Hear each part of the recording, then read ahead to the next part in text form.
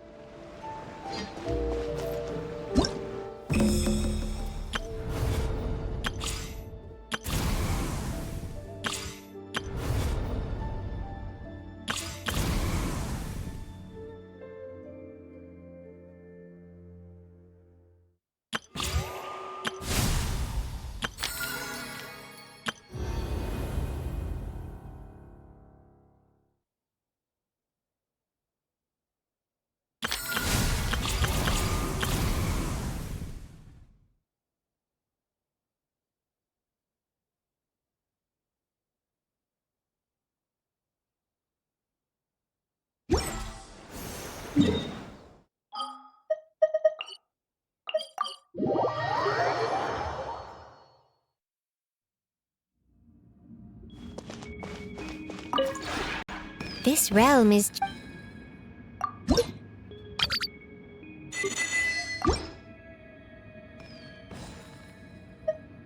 If you ever have...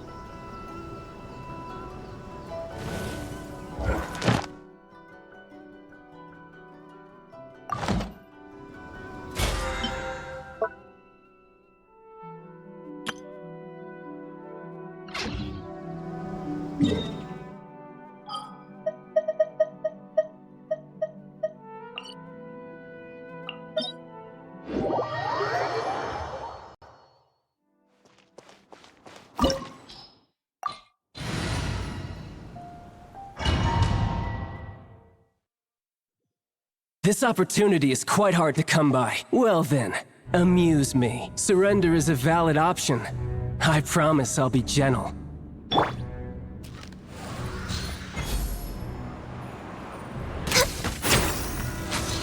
Run all you like!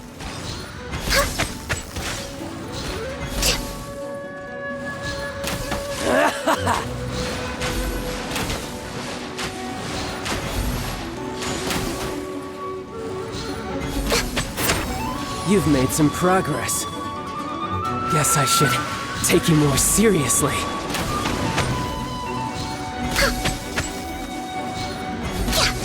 Got you. Access denied. We're waiting. Get to work! Hold the line. No use hiding back there. Got you. No touching. All you do is run.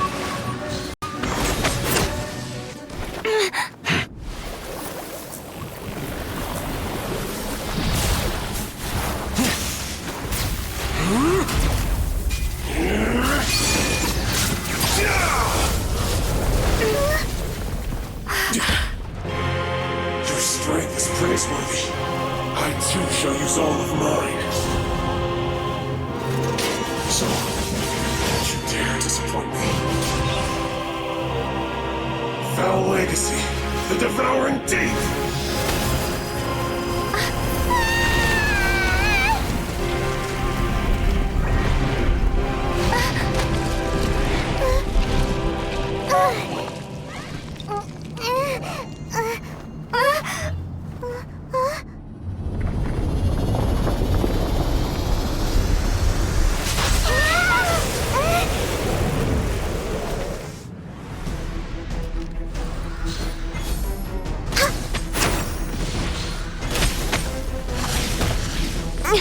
Access denied. Rest and rebuild.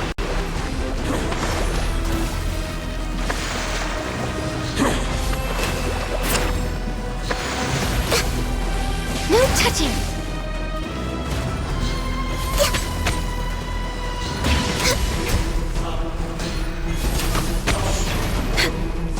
Born of ice and frost. You're a cut Allow me! above. Show no mercy!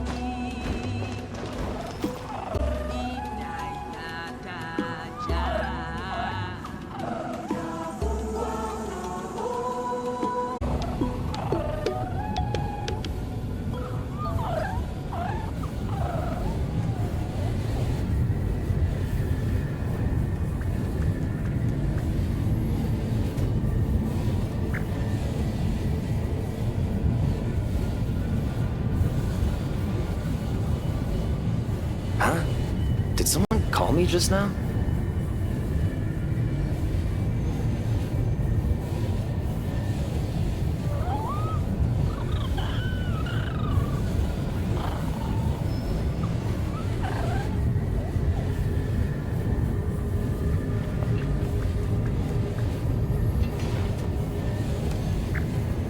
Huh? Did someone call me just now?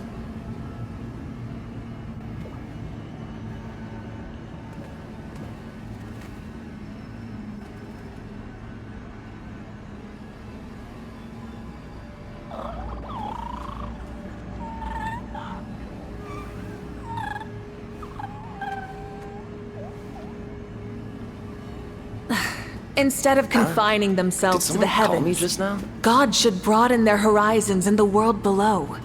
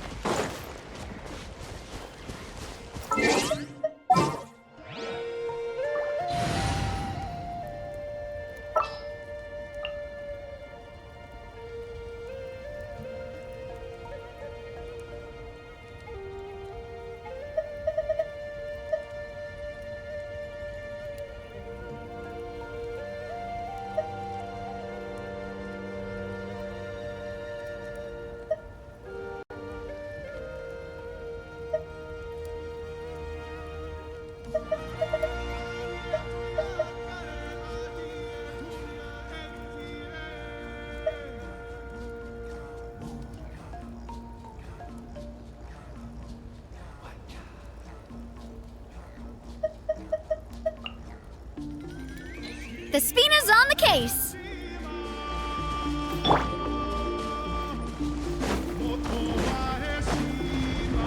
A proper send-off from the Spina with love. Coming at ya! Fulfill our pact! Rest and rebuild! And coming at ya! Wrath from the sky!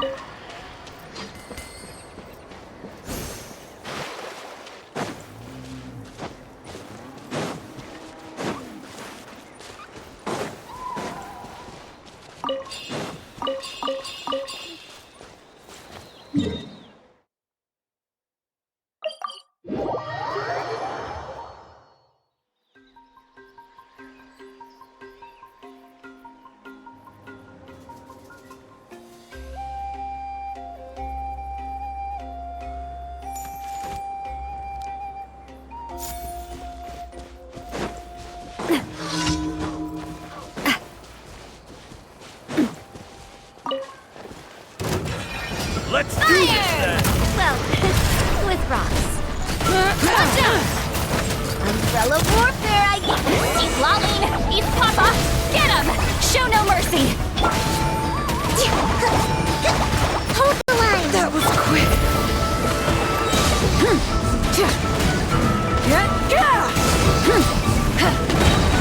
Yes, you are.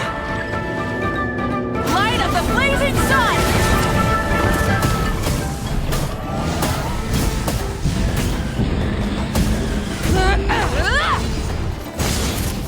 Incinerate!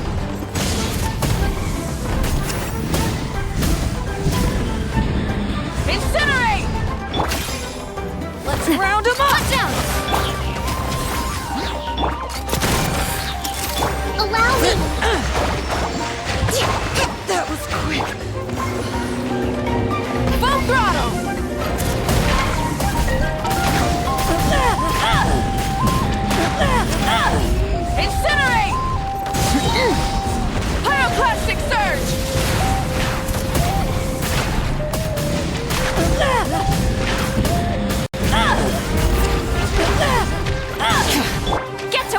Watch out! Hold the line! Hey there! Ha. Let's ride!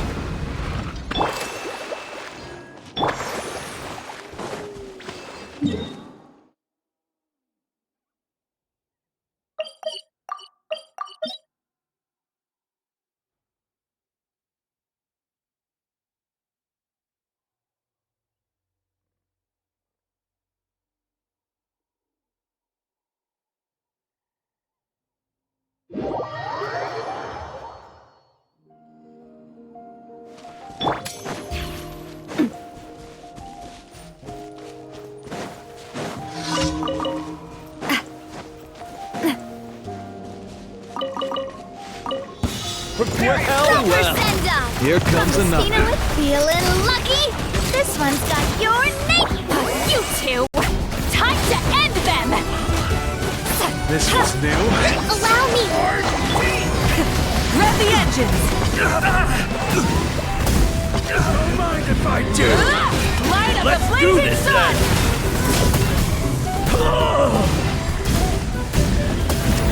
Yeah, I'm good. Incinerate!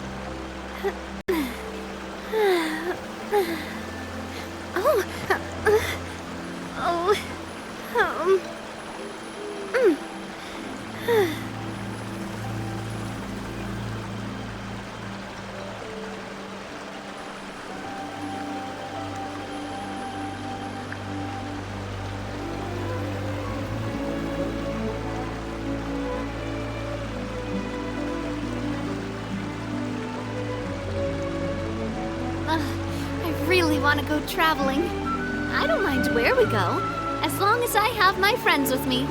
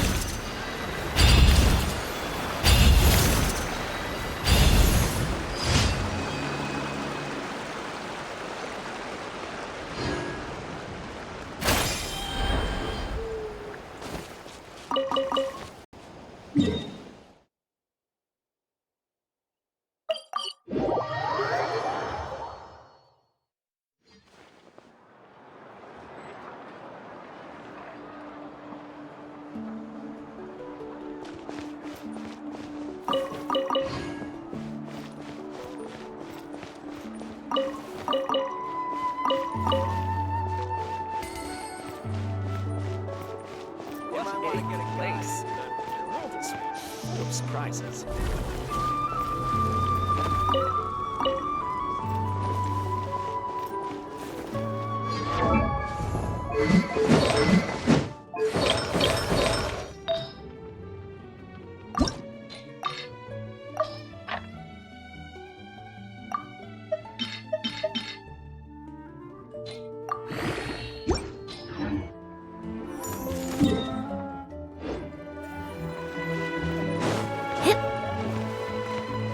Ad Astra.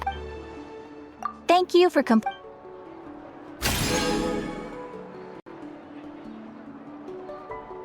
I'm heading east.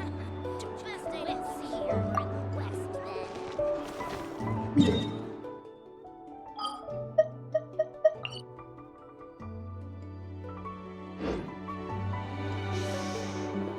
with the mission project.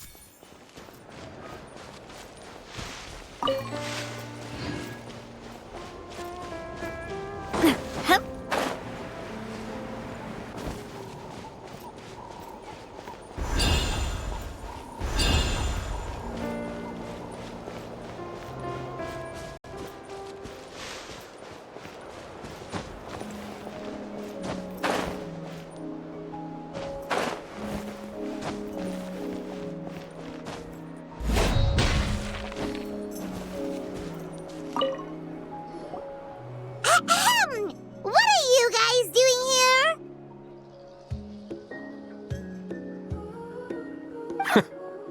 Following orders. If you have a problem, take it up with our employer. Hey, what's with the attitude? Can the Fatui even work for a private employer? This is Grudok. I hired him to be my bodyguard in Natlan. As you can see, he's not the sociable type. I'm sorry for any offense. My original plan was to hire someone from the local tribes, but a priest recommended Grudok and his squad. I was told they were capable fighters and had the time to spare, so they fit the bill. It seems like the Fatui's reputation in Natlan is quite positive. So that's what happened. Then you must be from Fontaine? Precisely! Montluçon, at your service. I work in the publication business. And you two... Wait. You must be the traveler and her fairy companion.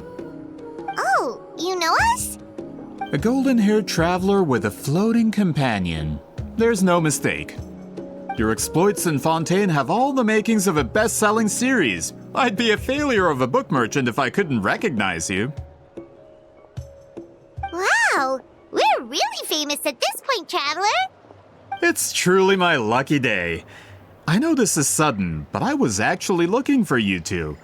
You see, I have a favor to ask. So, you chased us all the way to Natlan? That's a little creepy. You'll be generously rewarded, I promise you. Well, at least he got straight to the point. Should we hear what he has to say?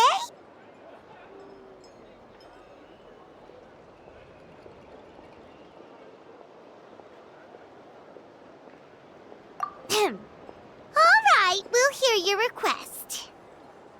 You know the great shaman Sitlali, right? I need her help with something. Yeah, but the chances of her helping a random stranger just because we asked?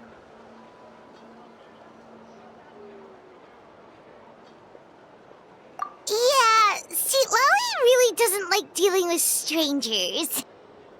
I heard about that from other members of her tribe. But they told me if one person could convince her, it would be the golden-haired traveler. If you manage it, I'll even double your pay.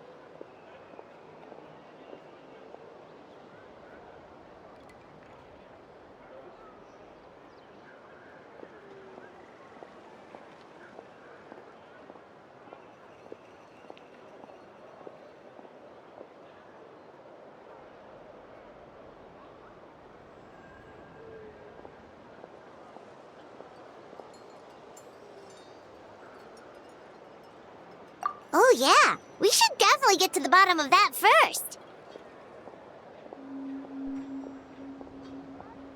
It's kind of a long story, and there's tribal history involved, so you should hear it from an expert. Alie, if you could. Of course. I don't often have an eager audience for this kind of thing. Nice to meet you. The name's Alie. I'm a researcher from the Fontaine Research Institute. Unlike most researchers, I have a keen interest in ancient ruins. That's why I was invited to join Monsieur Montluçon's team. Have you heard of the legend of the great shaman Huitzilin?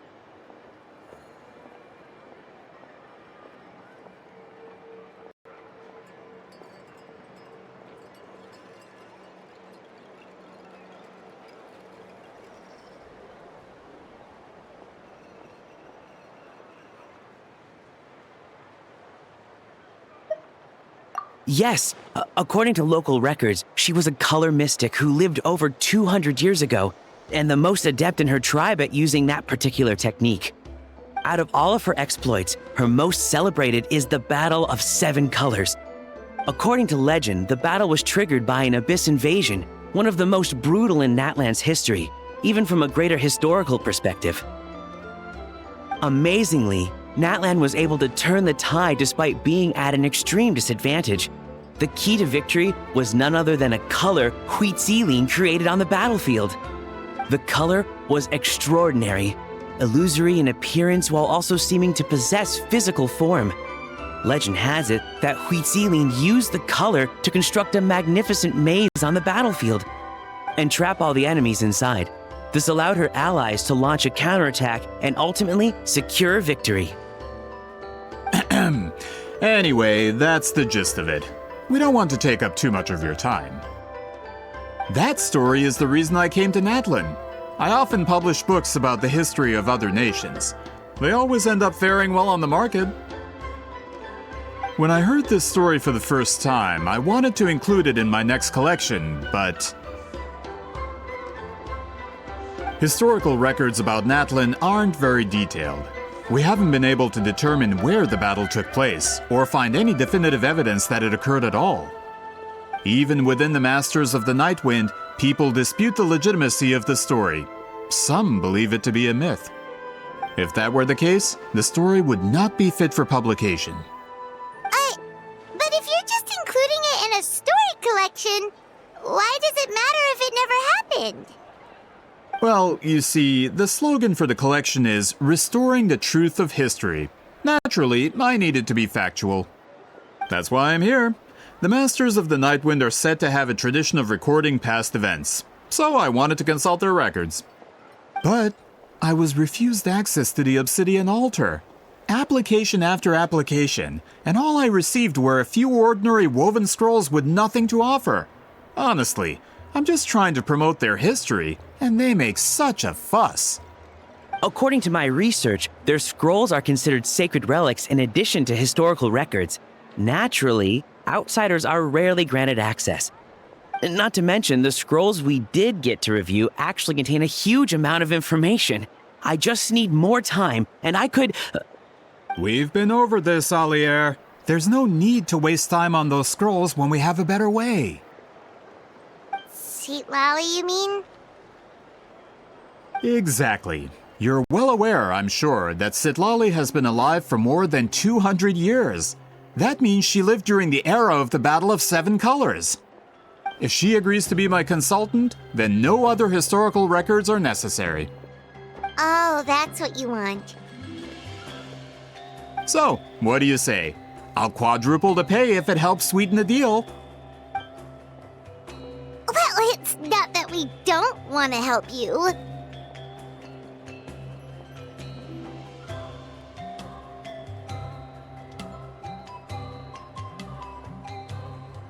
Oh, right! The duty the chief gave us has a lot to do with wheat sealing. Who knows? The Battle of Seven Colors might lead us in the right direction. All right, we'll help you convince Seat Lolly. Just let us do the talking, okay? Of course.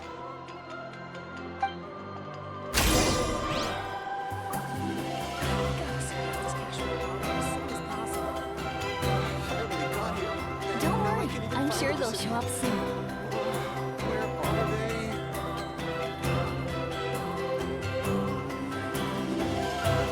My time with the Spina has taught me that carrying an unreliable weapon is worse than not carrying one at all.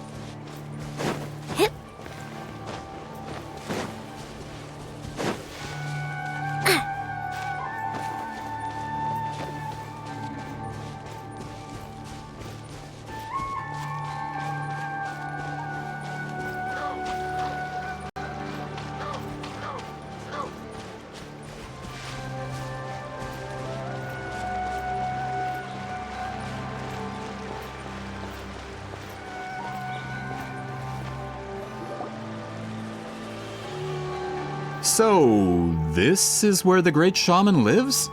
A bit far from civilization, isn't it? I hope the person who pointed us in this direction wasn't mistaken. For someone like Seat Lolly, it actually makes a lot of sense. Is this graffiti her work too? I wonder if it's a cultural practice. If I could just copy it down, We're here for a reason, Alier. As agreed, you two can do the talking, and we'll wait for you here. Okay, we'll go knock on the door. Hopefully she's not hungover.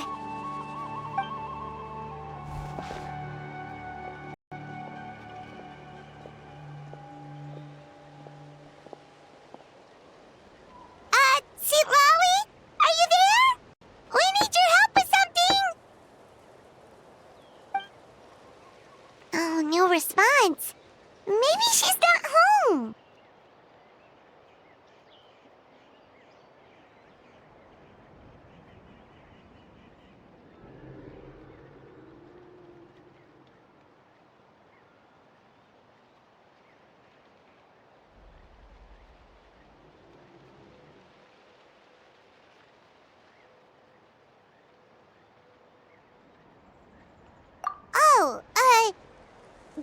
Itsui? Are you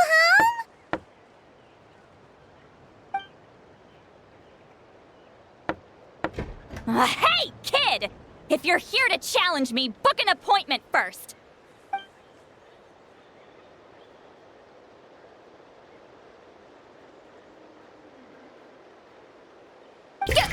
Traveler!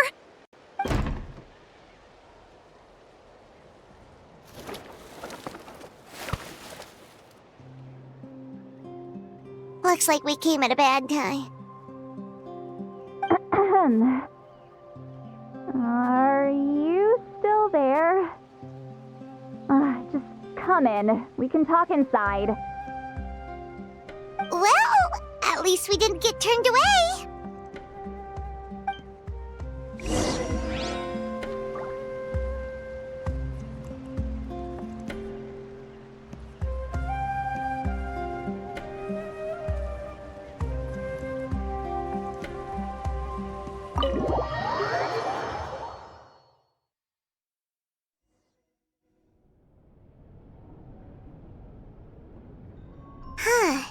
So this is where Sweet Lolly lives.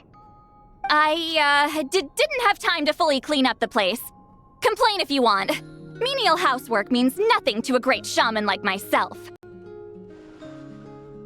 Besides, in light novels, people who keep everything neat and tidy are always too boring to be the protagonists. Also, I'm not a hermit. I'm just above superficial rules of societal etiquette.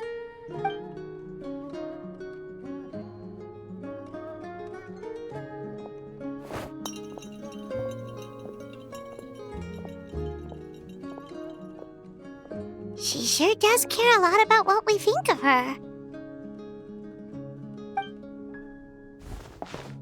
Oh, and that spell I used to transfer my senses to you, you're not still, experiencing the side effects, are you?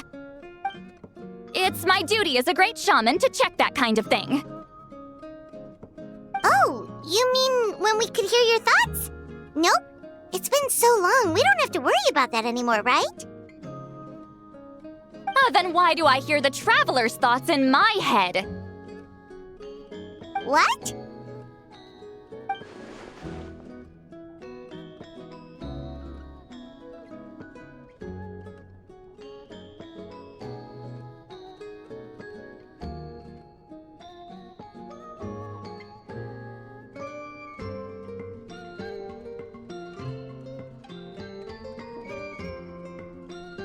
I can still hear you, you know.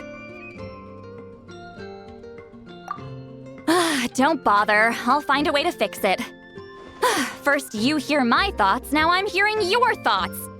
It was just a simple spell. I use it on you, and now it's on the fritz. Forget it. Just tell me why you're here.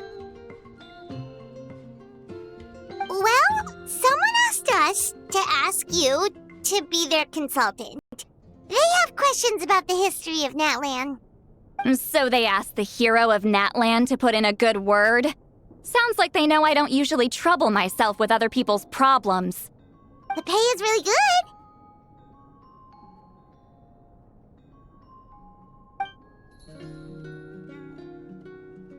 good. Doesn't matter. I'm busy. She sure doesn't look busy. Paimon knew this wouldn't get us anywhere.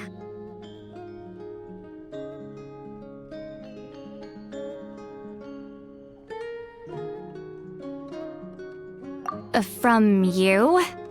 Yeah, we were given a sacred duty to help your tribe weave a special scroll. Huh? So, you're the appointed ones this time? We were surprised too. After all, we have no idea how to weave a scroll like that. But with Chef Biram's help, we were able to make some progress. We still haven't succeeded, but we learned that the key to weaving the scroll is a special kind of color. The historical event those men want to ask about also involves color. If you help them, you might end up helping us too.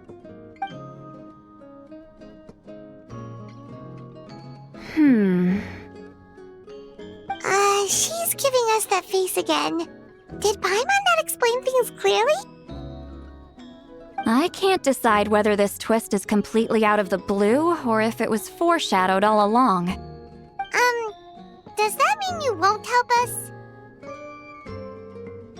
I need to think about it. Then there's still hope.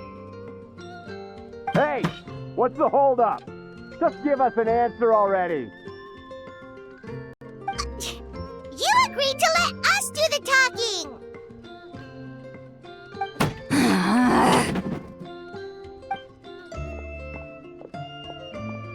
Sweet Lolly!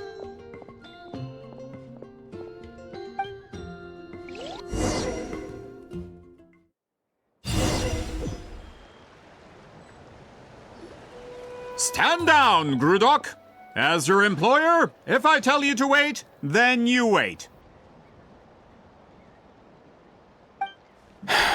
Understood.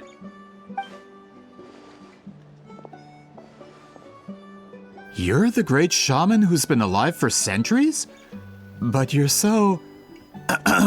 Apologies for the disturbance. Grudok is a recent hire, so difficult to restrain sometimes. You're lucky you didn't force Sweet Lolly's hand. Well, since you're here, how about a discussion?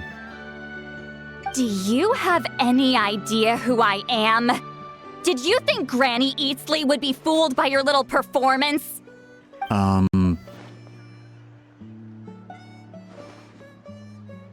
have no intention of speaking to you. Your recent hire interrupted me right as I was about to make an important decision. Pull a trick like that again, and I'll make your lives a living horror novel, except 10 times worse. That's all I came out here to say. Whoa. Traveler, we have a discussion to finish. You live up to your name, Granny Itztli. I apologize for the offense. I'm just surprised the Battle of Seven Colors didn't pique your interest.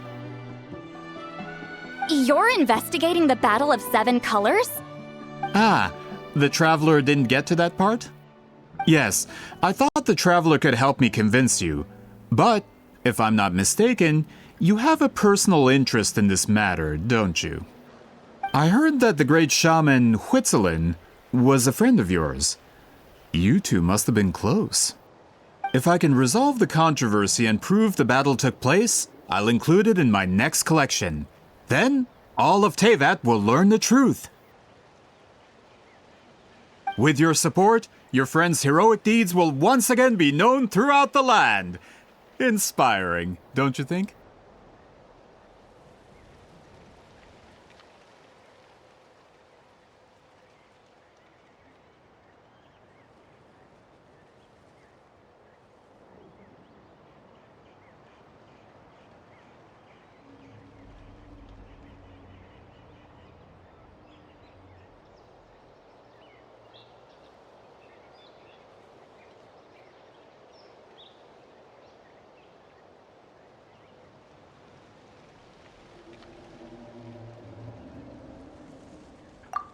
If this is really about that duty, then... fine. I'll help you. I'm honored. Save it. I agreed to help the Traveler, not you. You'll just have to leech what you can. Well, at least she agreed to help.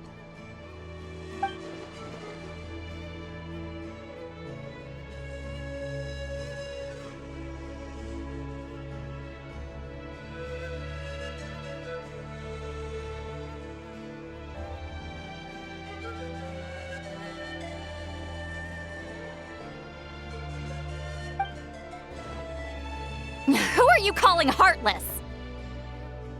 Not a problem. I always planned to work with the Traveler. So, did you directly experience any events of the battle? Do you have any idea where it took place? Can you think of any relics we could use to prove it? Talk at me, why don't you?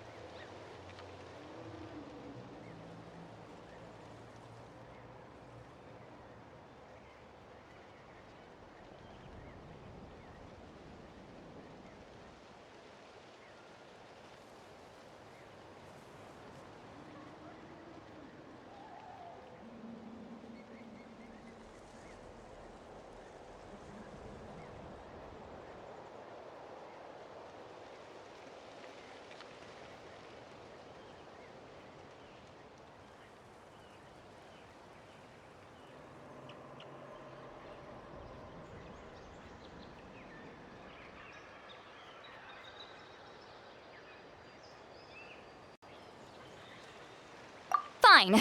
No, no, and no.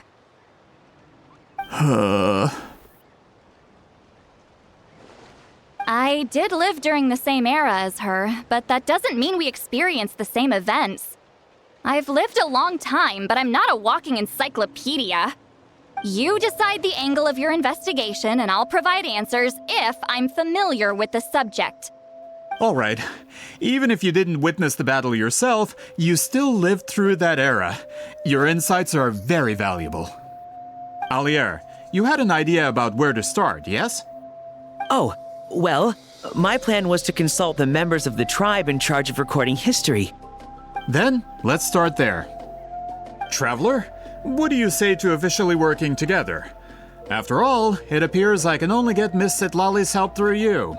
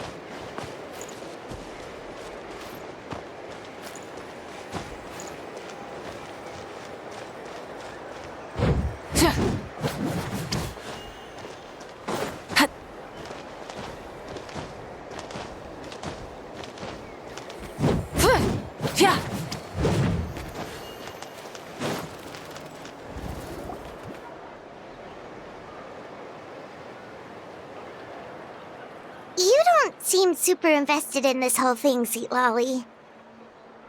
The Battle of Seven Colors is something I've only ever heard about. I know as much as anyone else in my tribe. But how? Weren't you alive when it happened? I wasn't there when it took place, and she never told me about it. That's how. But Moluson said the two of you were close friends. The battle was legendary. Why wouldn't Huitziling tell you about it?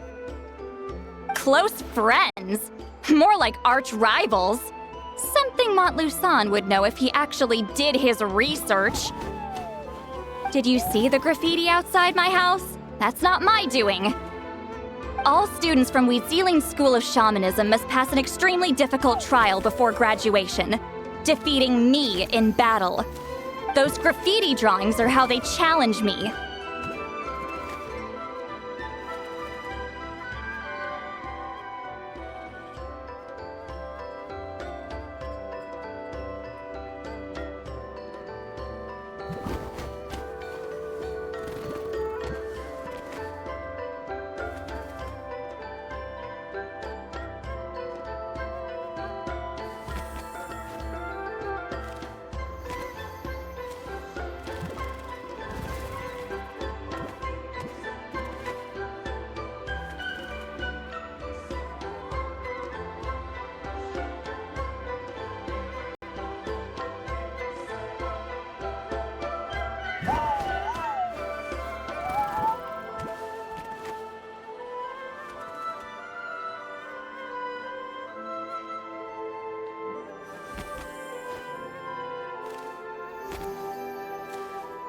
Of course, none of them ever succeeded.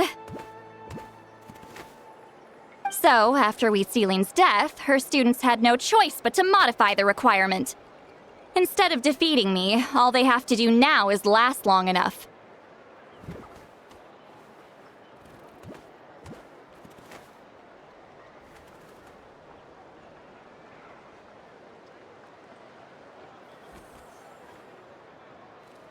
As my rival, Wheat Ceiling only had one achievement that surpassed my own. And that was the Battle of 7 Colors. I can only assume she had some kind of secret technique at her disposal. It makes perfect sense that she kept it from me. I'm a fast learner. Telling me about the technique is no different than handing it to me on a silver platter. As if she would give away her one advantage. Oh, that makes sense. Anyway, all of that is secondary. Like I said, I'm only here to help you fulfill your duty.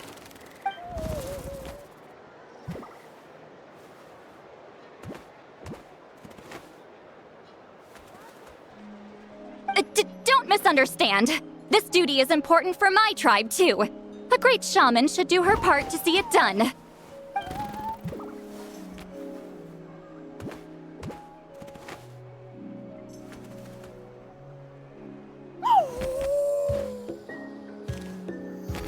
Excuse you? I fail to see what housekeeping has to do with my duty as a shaman.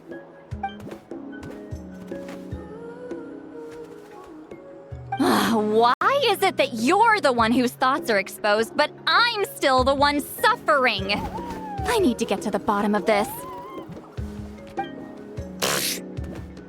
Excuse me, great shaman, but we have a situation over here. We could really use your help.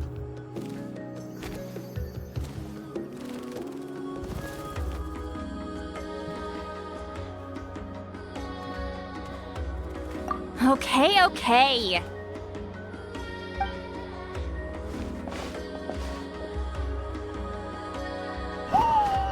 Of course the Battle of 7 Colors happened. The woven scroll proves it. Wheat Ceiling used a mysterious color to construct a maze and trap the enemies inside.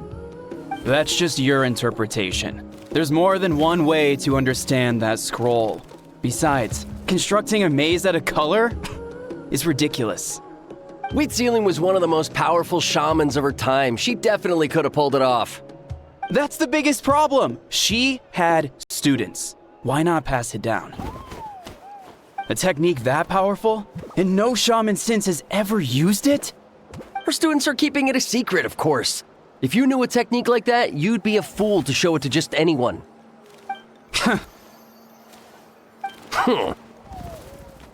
Oh, I didn't mean to cause an argument. I just wanted to ask, is there anything we can use to prove the battle took place? Of course it took place. Why would you need to prove it? You'll have to excuse him. Some people in our tribe insist on clinging to outdated views of history. I'd give up now if I were you.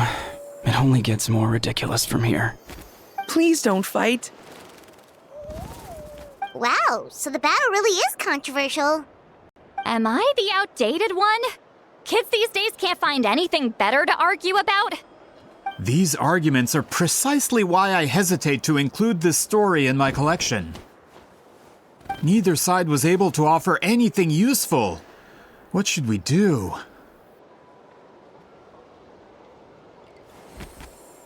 Wheat Ceiling was a passionate teacher. We were opposites in that sense. The technique she used in the battle must have been her masterpiece. There's every reason to pass it on. Still, if the technique is powerful enough to single-handedly stop an invasion, it also makes sense that her disciples would keep it a secret. We should check with the students from her school.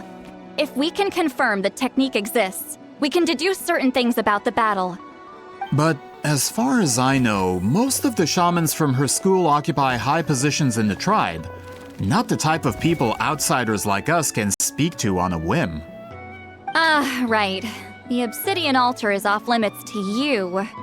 But, if I go... Is there a problem?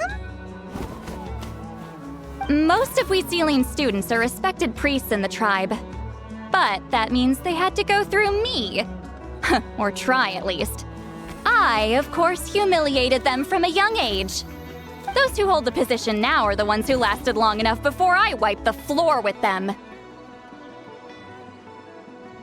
If I show up without warning, they'll run for dear life. That's not gonna get us any answers. Yeah, Paimon can see it now.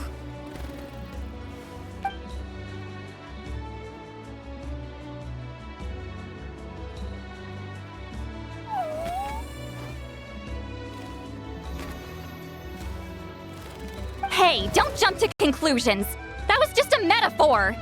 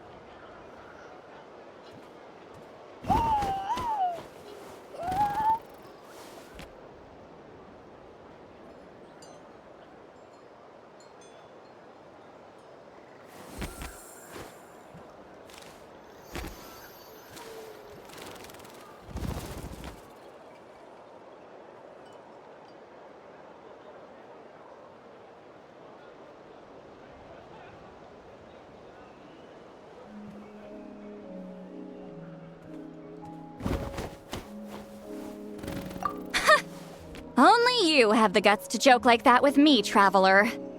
Fine, I said I'd help, so I'll help. But don't blame me if it goes wrong. Alright,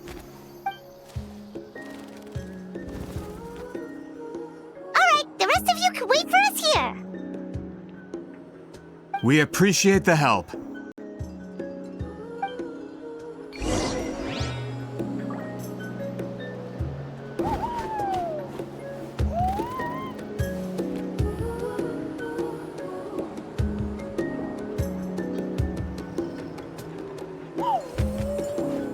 Many insects have a compulsion to follow the light, and humans are the same. Except we call that light hope.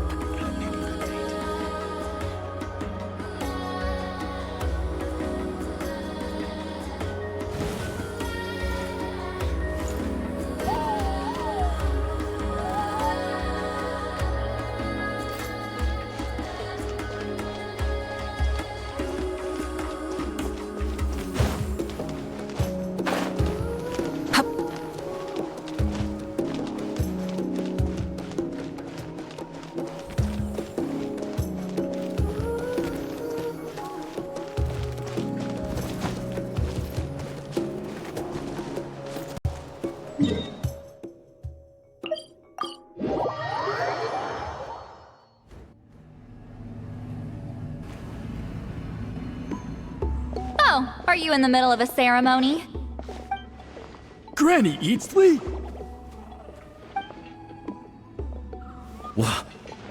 What is she doing here? Did some coward not show up after challenging her to a fight? Or is she here to officially take over the tribe? Whoa, it's like they really do see her as some kind of tyrant. No matter what, we'll defend our dignity as priests to the end! Ugh, you talk a big game for someone who lost to me the most out of the entire priesthood. What? All I want is to ask some questions. So, you're here to interrogate us? Someone didn't sit pretty for their beating? Is that it? You want their name, don't you? We should just run!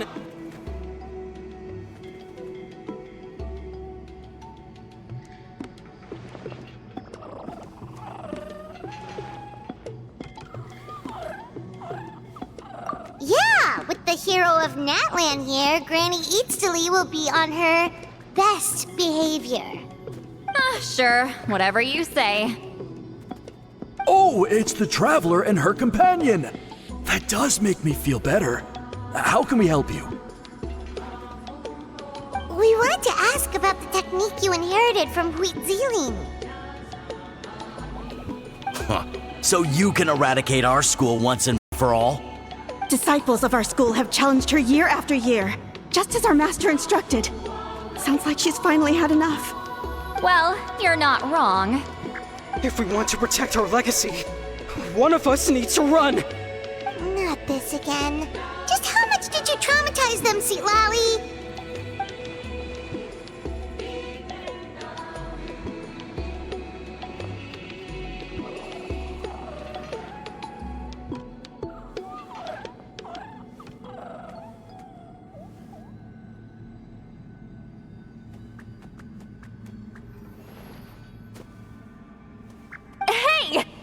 You can't just say whatever you want just because it's in your head.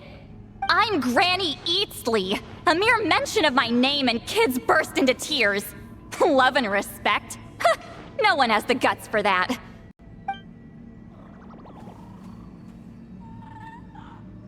What? You know what? Forget about your duty. We really need to fix this mind-reading situation. Sorry to disappoint, but if you're here to question whether we're qualified to inherit our master's legacy, we're not going down without a fight. We're not getting anywhere. What should we do, Traveler?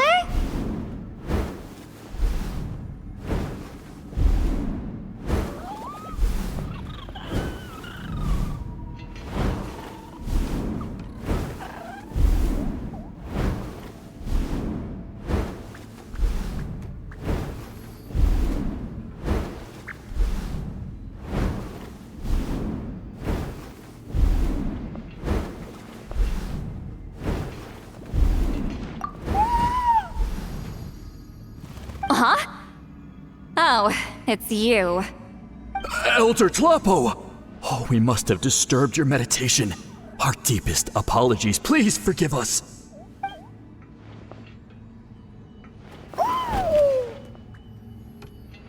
Did Elder Tlapo just issue a declaration? From what I can tell, in a single word, the message was... friend? Is Elder Tlapo telling us to treat Granny Eatstily as a friend? That's not possible, is it? Oh, you forget yourselves, my friends. You are esteemed priests of our tribe. Where are your manners? But Chief! I didn't expect to see you here, great shaman. My sincere apologies for the lack of hospitality. Well, I wasn't exactly planning to come to this crowded place. So you can save the pleasantries, Chief. I'd rather get this over with. Understood. Now, as successors of Wheat Zealing, I understand your friction with Granny Eatstily. However, Elder Tlapo's declarations have always showed us the correct path. You would do well to respect his counsel.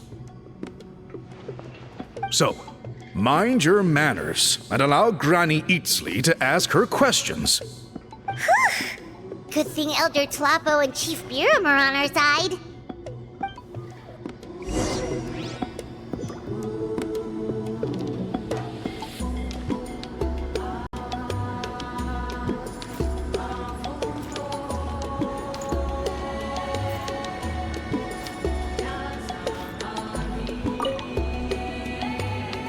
Hi there, Elder Tlapo!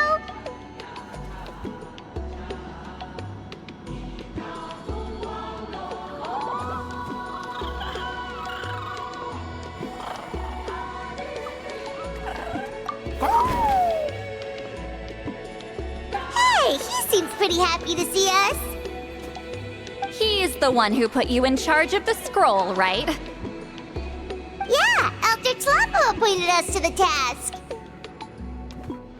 Elder Tlapo, huh? He's still Claw to me.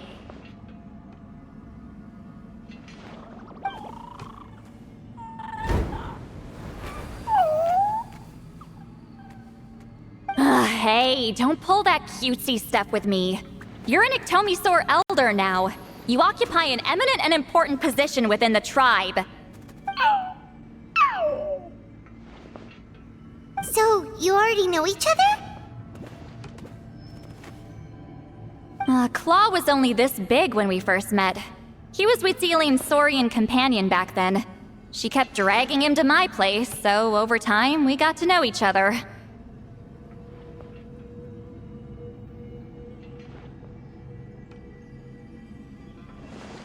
She only came to my place to fight me.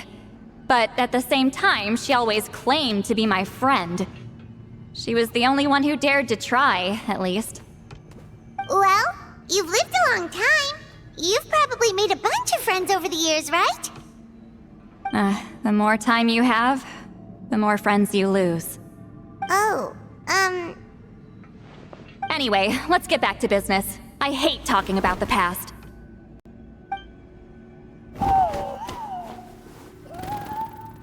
Oh, 200 years and you still haven't given up, Claw?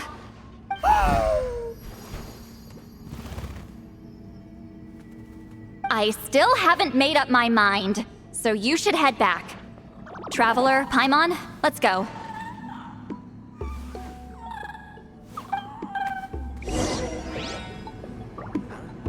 Did someone call me just now?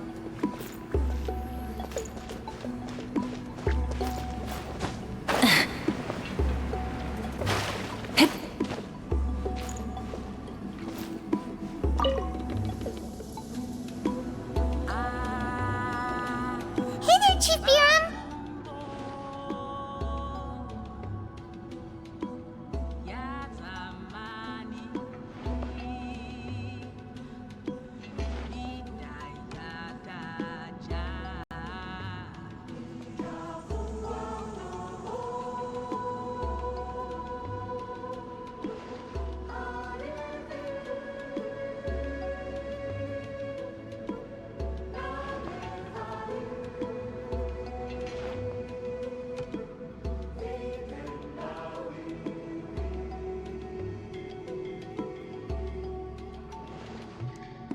Oh, wait. We haven't reached out since the last time we failed the task, huh? I'm just grateful you haven't forgotten that duty. Actually, we have good news! We found another clue! I'm all ears. It's the Battle of Seven Colors. Wheatzealing's claim to fame?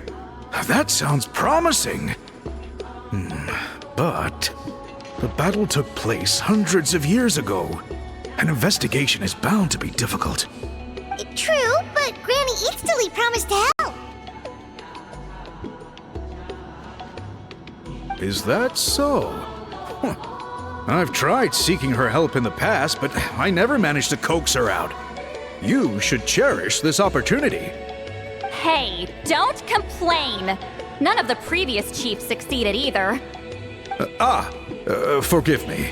That wasn't my intention. It was a comment on my own failings. Paimon said you've been trying to figure out how to weave the special scroll. It is my duty, Great Shaman. Why bother? The scrolls always end up completed on time. So what's the point of figuring it out for yourself? If I may, this task concerns the history of Natlan as a whole. And in many ways, history is the memory of a people. Memory is sacred to our tribe. I'm sure a Great Shaman understands that better than a humble junior like myself. Something this important cannot be left to baseless rumors. I know you don't concern yourself with the daily affairs of the tribe, Granny Eatsterly. Even so, as a priestess, I trust you wouldn't leave something like that to chance. I get your point.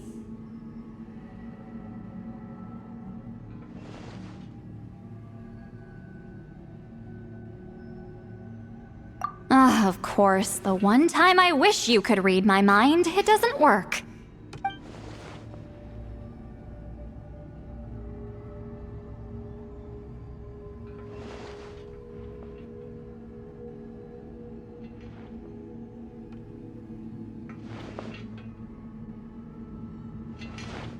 No, that's not it! Huh? It's not important.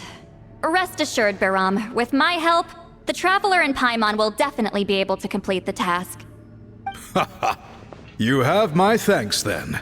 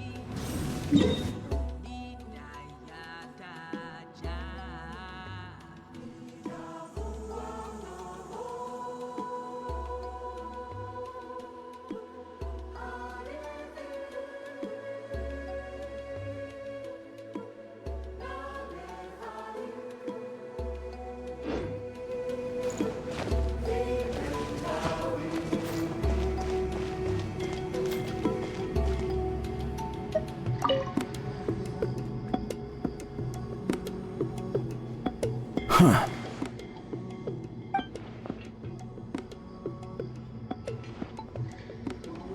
So are you here to test whether we're qualified to inherit Master Wheatselian's legacy? You've already been tested, haven't you? Well, frankly speaking, I don't think any of you are qualified. But that's not why I'm here. All you need to do is be good and answer my questions. Fine. Ask away. You've heard of the Battle of Seven Colors, right? Of course. It's our master's claim to fame. An immortal legend inscribed in the very history of our tribe. Then I'm sure you know there are those who question whether it actually occurred. I did hear people arguing about that the other day. It's disgraceful. How can they question something like that? It doesn't surprise me. Natlan has had more tourism lately. A lot of people have started getting strange ideas after interacting with Outlanders. After all, everyone who took part in the battle has returned to the ley lines. Without witnesses, it's hard to refute detractors. Well, it just so happens the questions I want to ask are directly related to the legitimacy of this battle. Listen, we know you are rivals, but do you really have to question her legacy? You think she's like you? Someone who can't survive a little scrutiny? No, of course not. Then let me finish. During the battle, Wheatselian most likely used a technique powerful enough to turn the tides of war. I'm sure she was very proud of it. Proud enough to pass it on to her disciples. So, which one of you inherited that technique?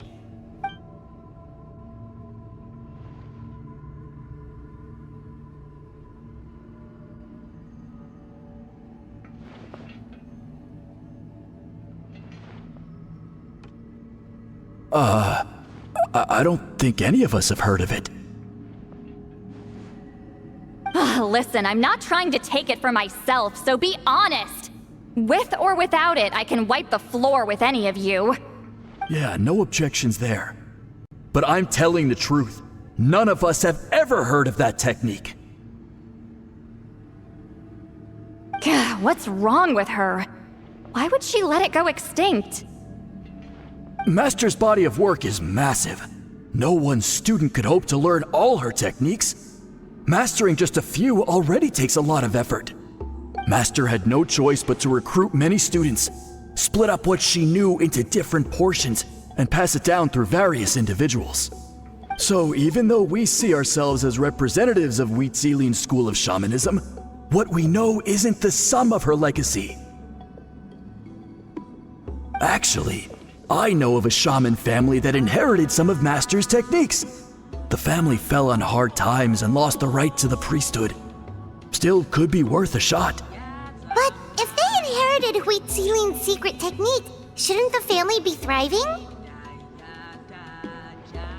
Well, it's the only thing I can think of. All right, give me their address. I'll mark it out on your map. To be honest, I'm not optimistic about the future of this investigation.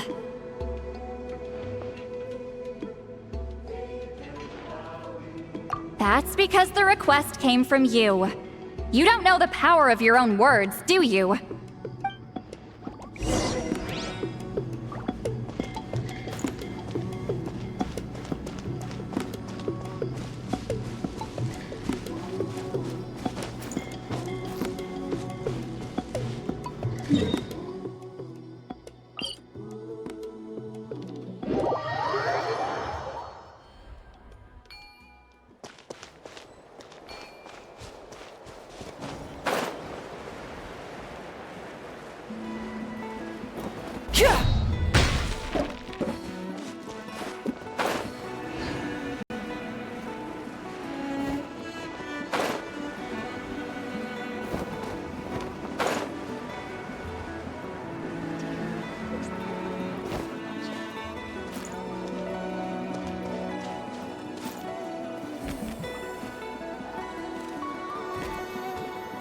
Proving the legitimacy of this battle seems more hopeless by the second.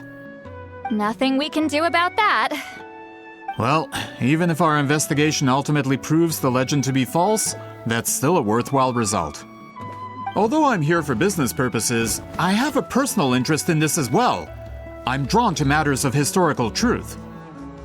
That's exactly why I chose to follow you, Monsieur Montluçon.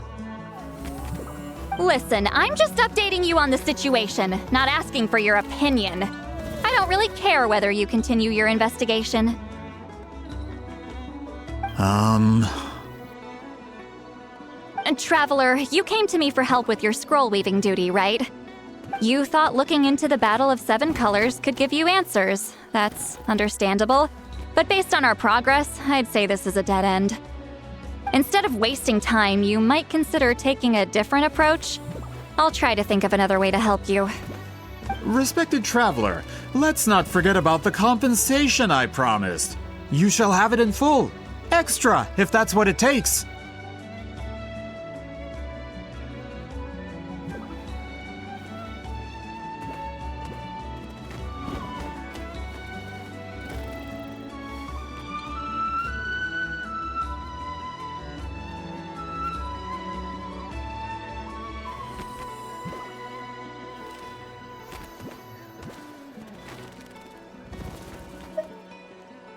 What makes you say that? Yeah, based on what you've told us so far, it kinda seems like there's unresolved tension between you two.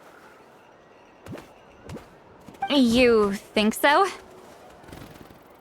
She claimed to be your friend, but picked fights with you nonstop, and never told you about her biggest accomplishment. By figuring out the truth behind the battle, maybe we can finally help you get closure. Closure? I'd say we're 200 years too late. But fine, if you want to keep investigating, be my guest. Ah, that's wonderful news. Alright, let's go visit the shaman family!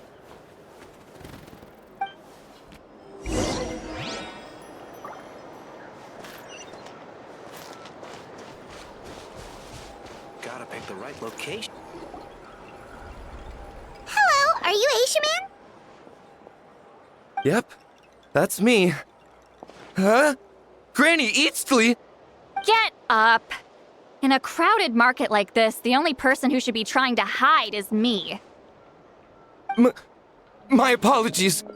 Ever since my grandfather's generation, the shamans of my family have given up on passing your trial, Granny Eatsley. Have we offended you in some other capacity? Man, this is generational trauma at this point! Whenever I misbehaved as a kid, Grandpa would tell me about the thrashing he received from Granny Eatsley. I still get nightmares about it sometimes.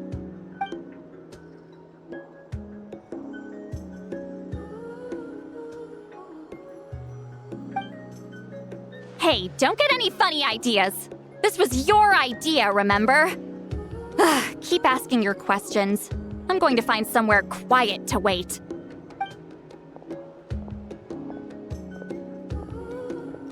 Okay, so your family studied under Wheat Ceiling, right?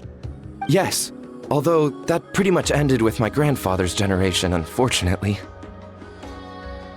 The techniques my family learned from Wheat Ceiling didn't have much practical use in terms of tribal affairs, so during my grandfather's time, we quit the priesthood. Turns out, shaman techniques aren't that useful outside the priesthood either. So over time, we abandoned them altogether. Of course, it's possible that we were just too foolish to understand the true power of those teachings. After all, Wheat Ceiling was a genius. None of her students have been able to fully reproduce her talent. Do you know which techniques were passed on to your family? I'm not sure. As a kid, I remember hearing my grandfather talk about them, but it's not like I can use them myself. Just think about it for a sec. Do you remember anything about a technique that can decide the outcome of a battle? Decide the outcome of a battle? No, I don't remember anything like that. Besides, my family wasn't really known for our talent. If a technique like that exists, I doubt Wheat Ceiling would pass it on to us. You might have better luck asking one of the priests. They're descendants of Wheat Ceiling's most gifted students. Well, looks like we're back where we started. Still no definitive evidence the Battle of Seven Colors took place. Alier, do you think we have enough to draw a conclusion? All we have are non-witness accounts. We could put together an interview, but that's not going to hold up in academic circles. Then we have to keep going. Oh, you're investigating the Battle of Seven Colors? Yeah, you know about it? Not a lot, but there's something special about my family. In addition to shaman techniques, Wheat Ceiling's stories were passed down to us as well. Say what you want about my ancestors' dedication to shamanism, but they definitely paid attention to those stories. And of course, the Battle of Seven Colors is the most exciting story of them all. We don't need another story. We need something concrete. Does no one in your tribe understand that? I'm not sure if this is helpful, but the story passed down in my family is a little different from the one told in the tribe.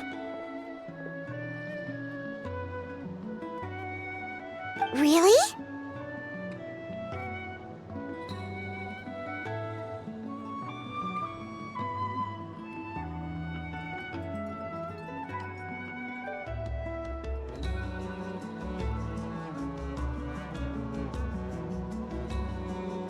Well, it's Wheat Ceiling's personal account of the events, so it's a lot more detailed. For example, in the version I heard, the battle took place in a location known as Chico Mostuk Cave. That means you can tell us where to find it. Have you ever been to this place? Unfortunately not. I studied maps of Natlan before we left, Monsieur Montluçon. I don't remember ever seeing such a name.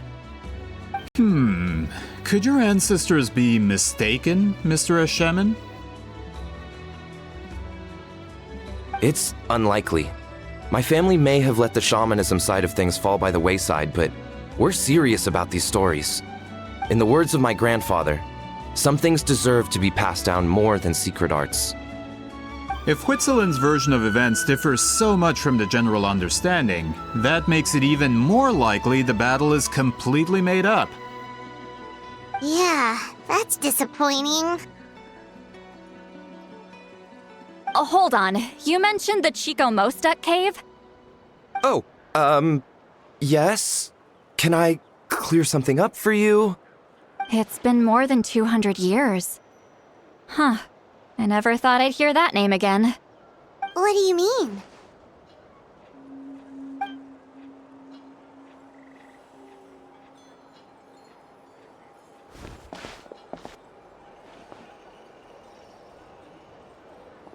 That location is now known as the Valley of Fog. The Chico Mostuk cave is what it was called 200 years ago. precisely when Wheat Ceiling was alive. That means, Monsieur Montluçon, we can confirm the original site of the battle. Once we get there, the evidence we need should be at our fingertips. Just when we thought all hope was lost. I never doubted you, great shaman. Allow me to present you with a gift as thanks. Save it. Flattery won't get you anywhere with me.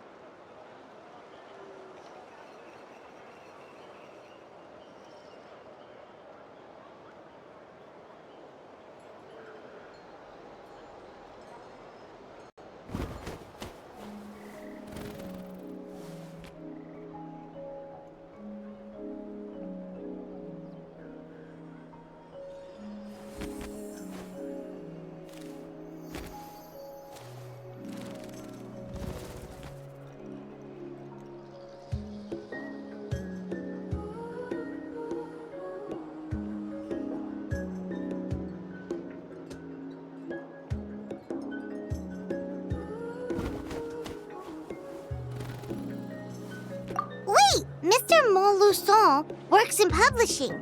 You're a huge fan of light novels, right, Sweet Lolly? Maybe he could get you some that are out of print. Really? Out of print, huh? Sure. Do you have any in mind? Well, if we're talking collectibles, then the first edition of Shogun Almighty Reborn as Raiden with Unlimited Power is a must. It's the first major hit of the isekai genre. Several editions have gone to print, but copies of the first edition are exceedingly rare and valuable. I see. There's also its sister work, Pretty Please Kitsune Guji. It was Yae Publishing House's attempt at gauging the new market trends. It's opened the door to a new genre after readers grew tired of isekais. The sales speak for themselves. Actually, Yae Publishing House released a limited edition not too long ago, but it's almost impossible to get. Anyway, I'll take those two. Sorry, I'm not sure I caught all that. What were the titles again? Reborn as Kitsune Guji? These two titles are among the most successful and well-known works in the entire industry. You're telling me, as someone who works in publishing, you've never heard of them? I'm a merchant from Fontaine, after all. Regarding this particular genre from Inazuma, I'm afraid I lack your level of expertise. Amateur.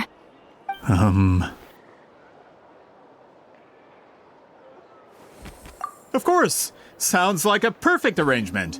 Now, there's no time to waste. We should head to the site of the battle right away. Once we get there, it'll take a bit more work to determine the actual location. Right now, all we have is a general idea.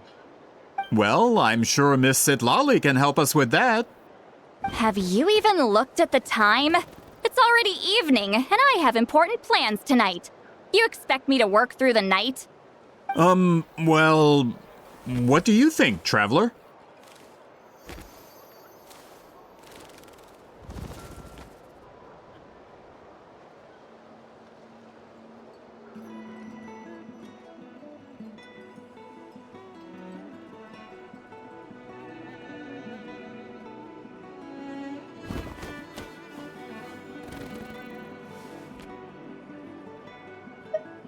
Okay, we'll find a place to rest for the night. When should we meet tomorrow? He's persistent, huh? How about noon? Do we have to wait that long? Great shamans have important matters to attend to in the morning.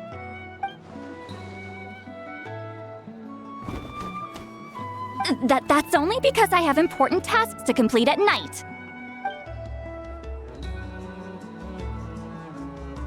All right, as Miss Sitlali instructed.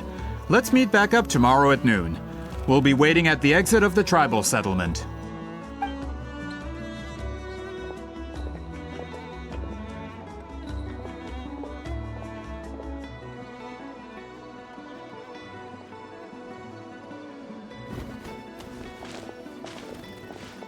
Sorry, I just wanted to ask, is Granny Eatsley satisfied with my answer? Yeah, of course. You really helped us out. Oh, good. I'm glad I didn't offend her somehow. You're really that scared of her?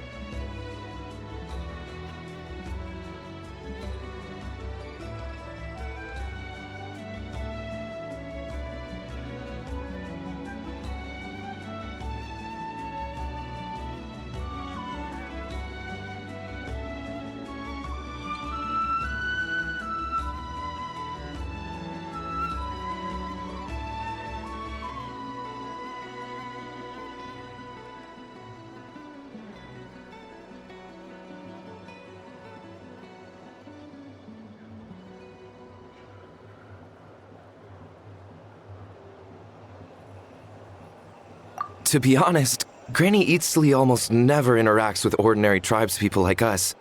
Everything we know about her comes from rumors. She's a powerful shaman who's lived for over 200 years. As a great hero, you're probably the only one who isn't intimidated by her.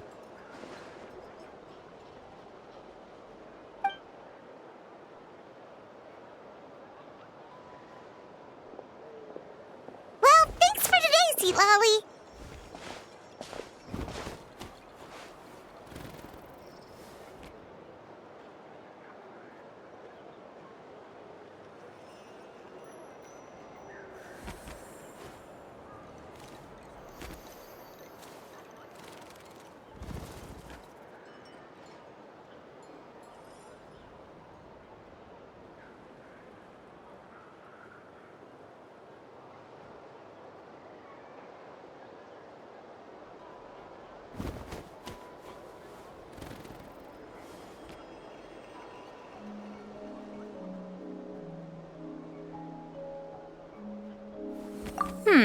That's quite considerate of you.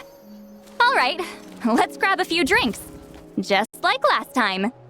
Wait, didn't you say you had important plans tonight? What did you think I meant? Does that mean you've gone drinking every night for the past 200 years? Now Paimon's worried about your health.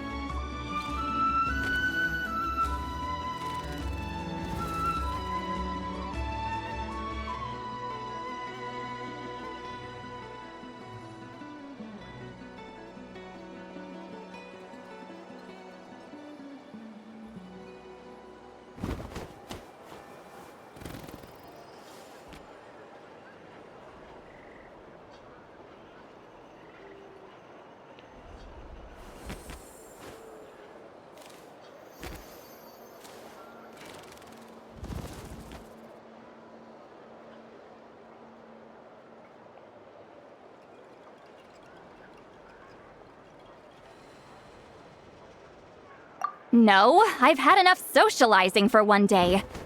I know somewhere quiet. We can just buy some drinks and head over.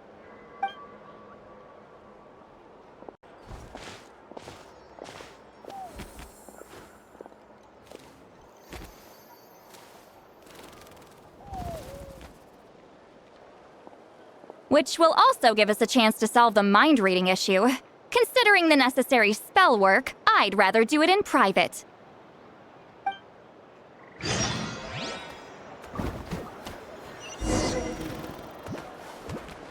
Gotta pick a good date.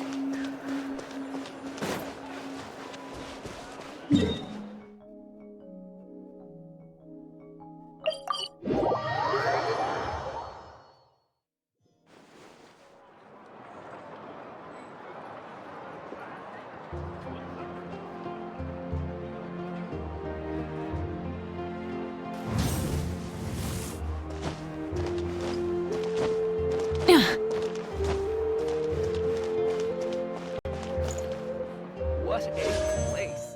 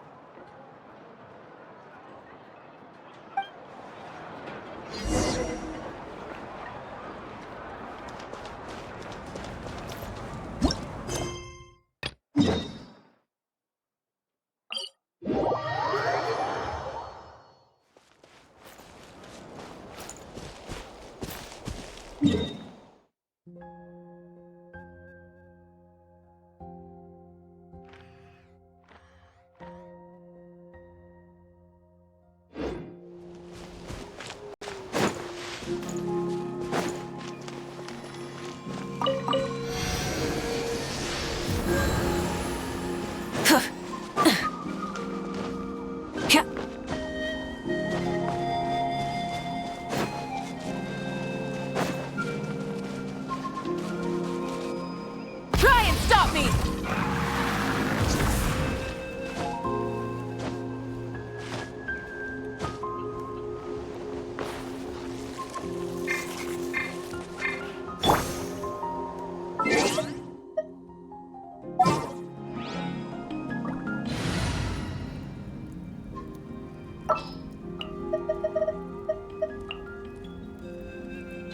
Is it time to go?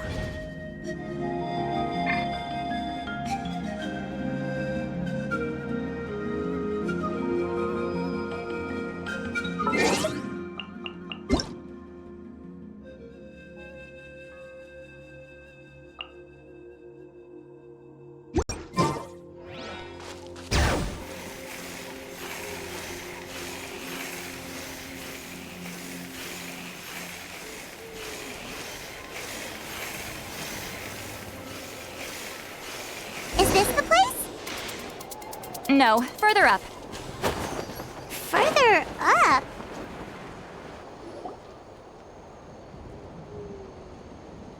Whoa, this is like a secret base! Sometimes I want the fresh air, but not the company. So I come here. Let's see if my stash is still here. Ah, great! The halberd crest birds didn't eat my snacks.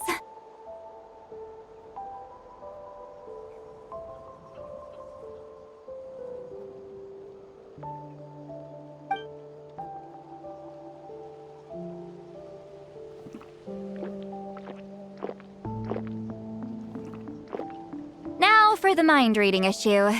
Give me your hand.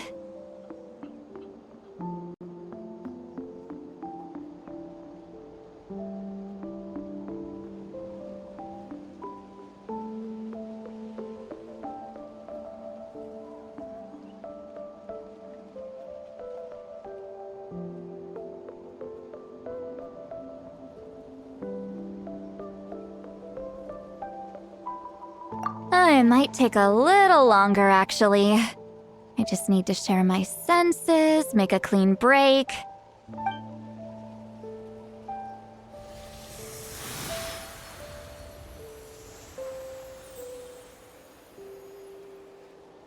And that should do it, right?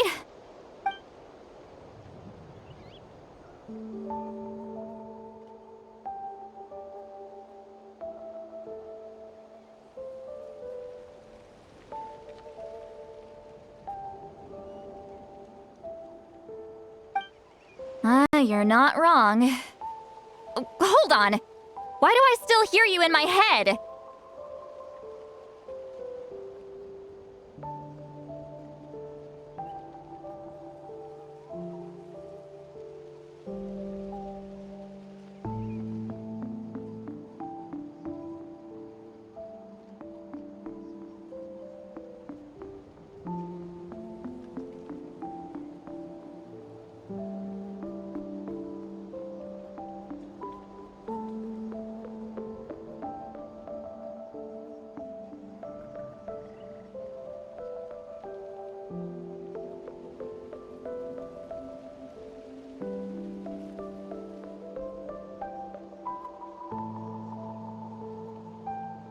Oh, did I not separate our senses completely? Maybe using my palm isn't enough? Close your eyes.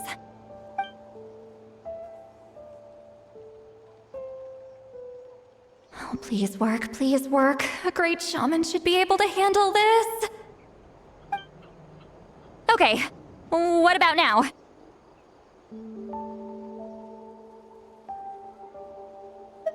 Huh? And now?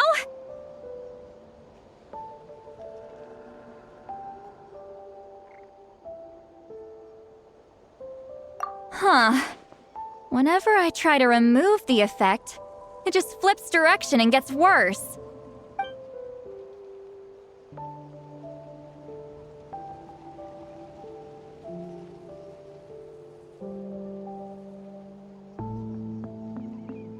That was just to help with the spell. Ah, shoot. I still hear you.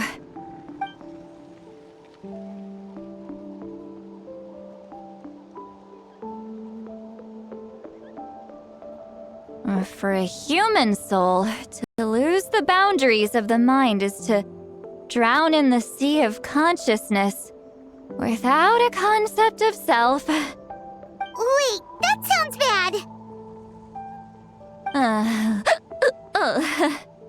I read that in a light novel. When it comes to the real world, I think it's pretty accurate. Is Lolly drunk? She's not making much sense.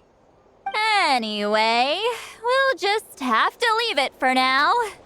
Hearing the Traveler's thoughts isn't that bad, right? You should just tease her. That's what Paimon would do.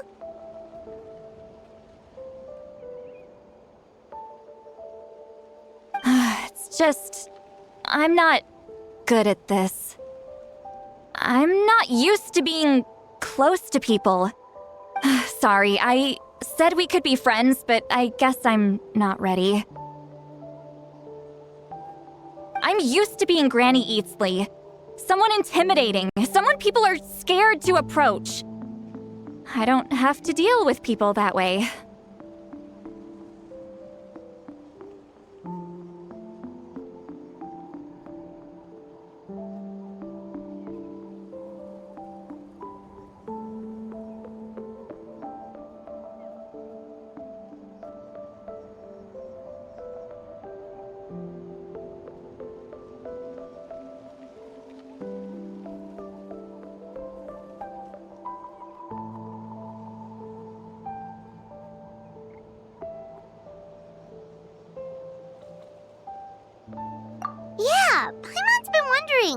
Why do you insist on living so far away? You could easily become a leader of your tribe, someone everyone loves and respects. When you live as long as me, a person is like a flower. The color draws you in. You water it to see it bloom. It rewards you with its fragrance, but it doesn't last.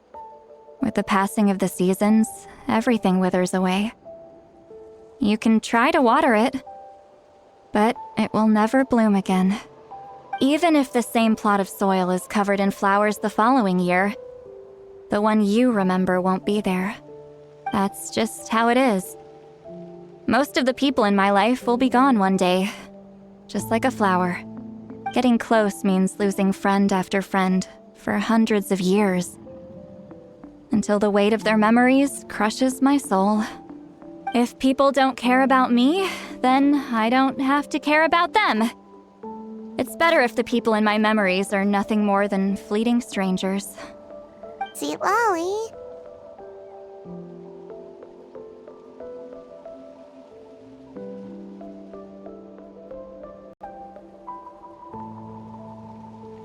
You won't live as long as me, so you don't have to worry about that.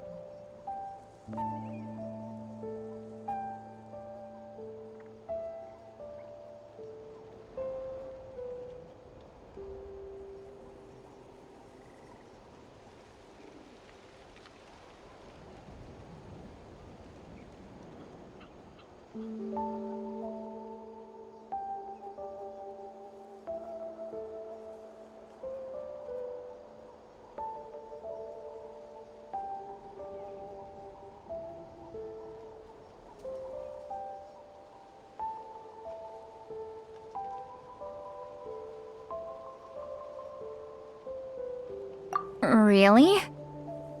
Then you should understand. Nearly everyone you know will be gone one day.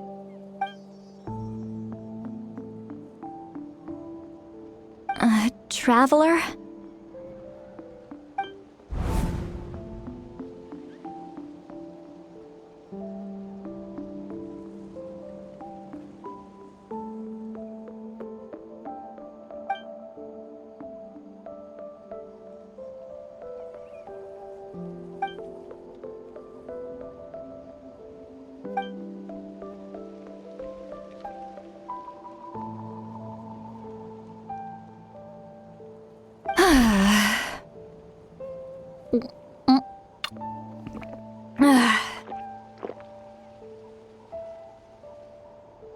Is something wrong?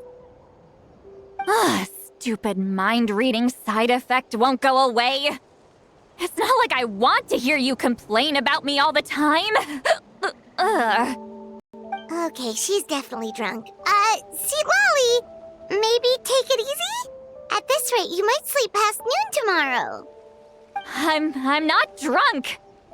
I remember everything the traveler said. Just gotta think of a response. I'll think of something. Uh-oh, not this again. Is she asleep? I'm fine. Can get home by myself. Is she talking in her sleep or talking to us? She seems kind of out of it. Bye. Gonna walk back alone. Need some time to think. All right.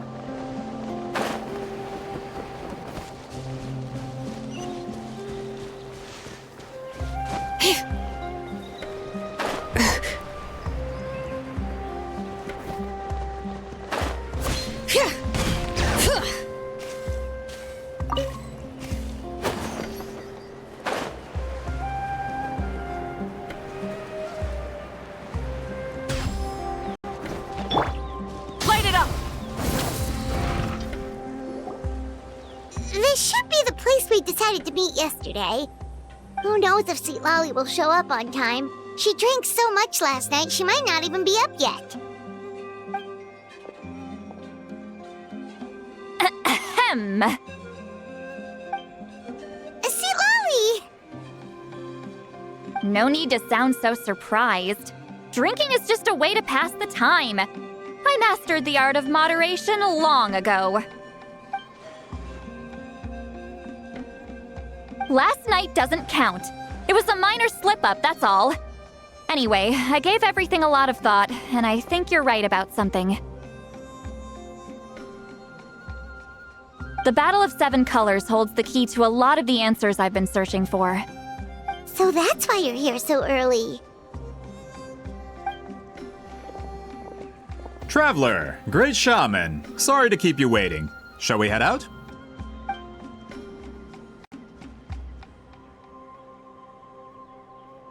Just follow me. I'll confirm the location myself. Of course.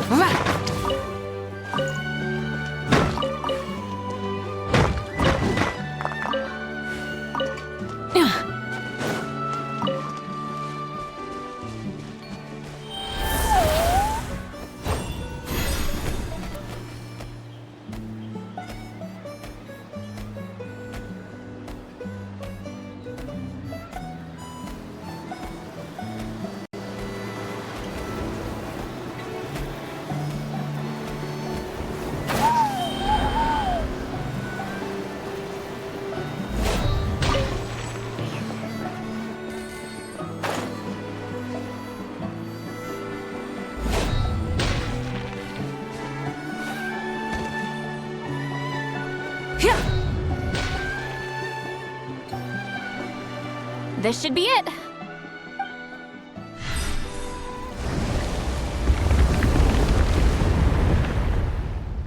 So the battlefield is inside this place. That could explain a lot of our academic questions. Don't lose focus. Once we get to the actual site of the battle, all the evidence needed for publication will be at our fingertips. Everyone ready?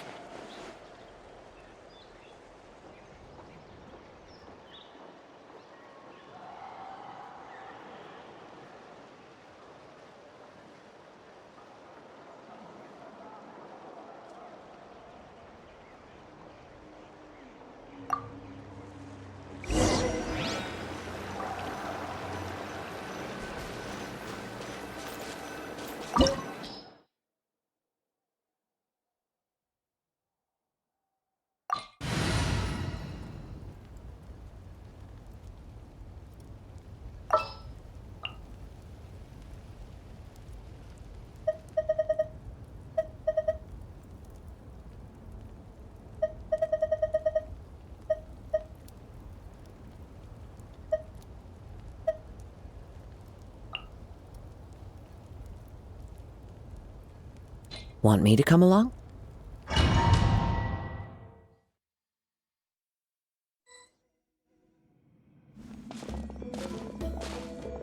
So the Abyss invaded through a cave like this?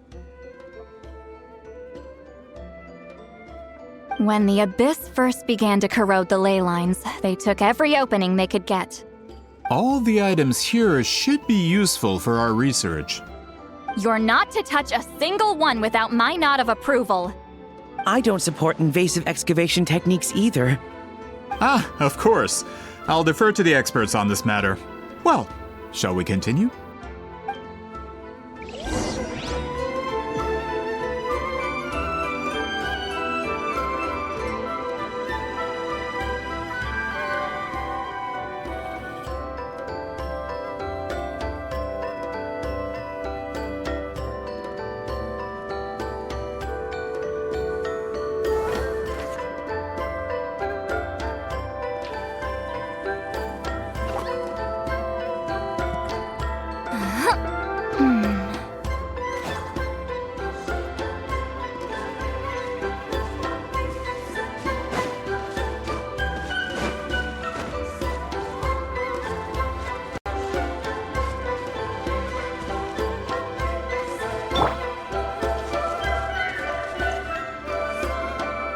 There are weapons here from every tribe in Natlan. The battle must have encompassed the entire nation. Sounds like we're getting closer to what the legend describes. But all we can really say is that a battle took place here. There's still no evidence of any colors or some elaborate maze. Wow, you're really invested in the Battle of Seven Colors. Well, it's the reason I came to Natlan in the first place. Grudok, send some of your men to search the area. We might miss something all grouped together like this. I'd like to cover all our bases.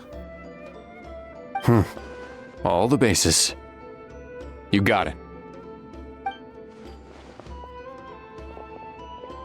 Don't jump to conclusions. Of course this isn't the site of the actual battle. We have to keep going.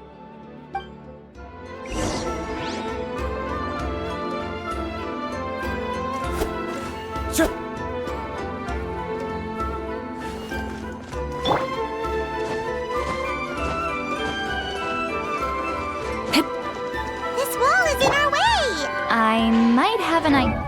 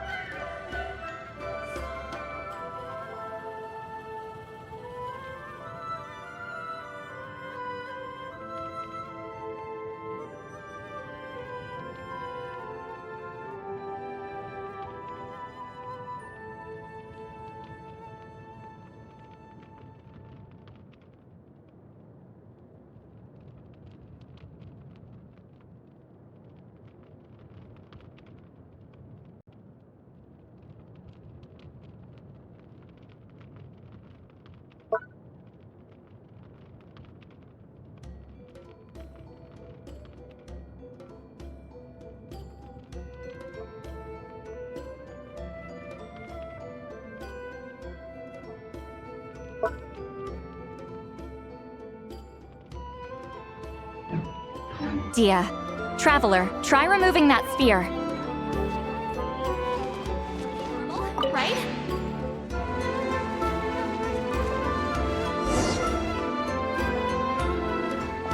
Whoa, we passed straight through! What was that? Some kind of color magic?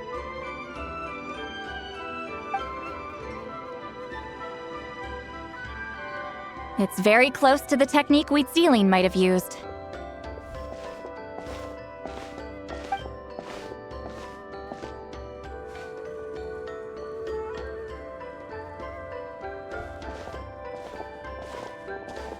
That's it? Doesn't quite compare to the scale described in the legend. Still, what a terrific archaeological find. Enough chit-chat. We should keep going. The deeper we go, the more we'll find.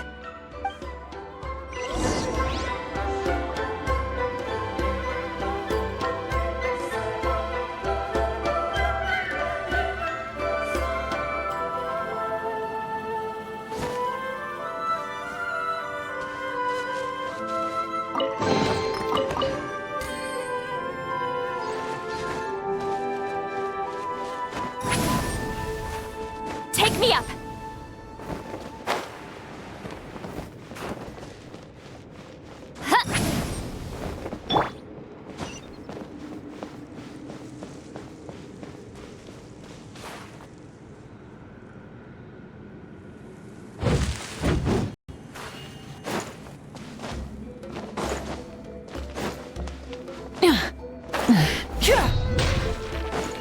Burn it down!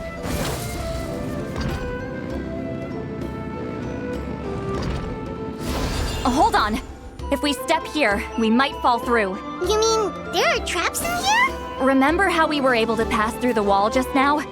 It must have been because, on our person, we were carrying the same color as the wall. Let's put the sphere down and see what happens.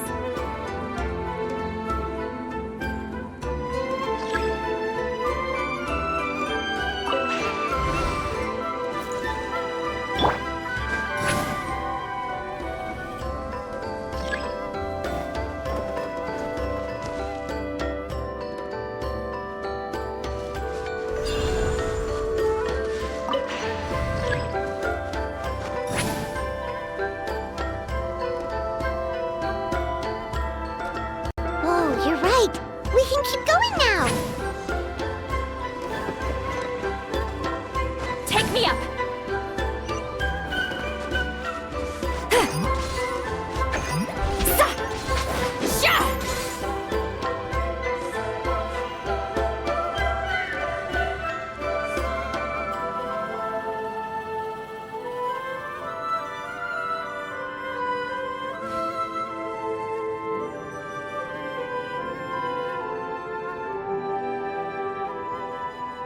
Going into a trance is risky for most people, so don't get any ideas.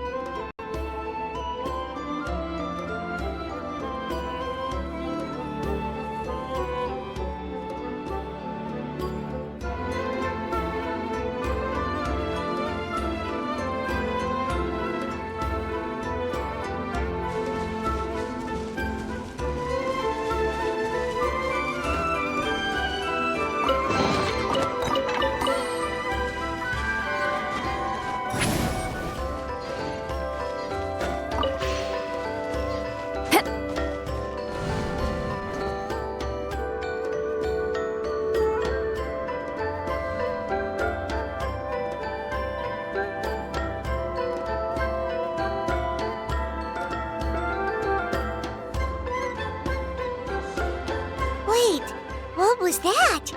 What is this place?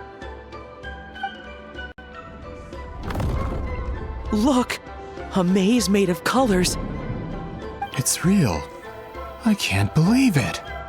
Hold on. The quality of this space. This isn't reality. It's a realm of memory. Huh?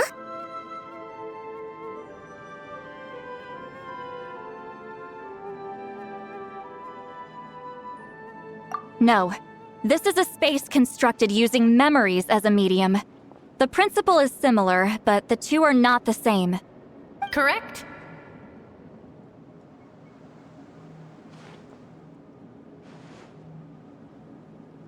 Wheat ceiling? What? No. It's just a trace of her consciousness left behind after creating this space. Friends, this is my question to you. What is our strongest weapon against the Abyss? In my opinion, it's memory. After all, is it not after losing the capacity for memory, love, and compassion that our enemies fell to the Abyss? That is why, with our memories, we possess a power the Abyss cannot hope to match. I have discovered the perfect medium for us to wield that weapon. You know it as color. The more cherished the memory, the more vivid its color. As memories disappear, their color fades first. That is why color is the best vehicle to wield the power of memory. Guided by vibrant colors, your capacity for memory is what will allow you to navigate this maze. Without that capacity, enemies will fail to cross the barrier in front of them and be trapped here for eternity. So, be brave, my friends, and march forward. Any ideas, Sweet Lolly? Sounds like she left a tutorial. Not surprising. She always did have to handhold her talentless students. Follow me.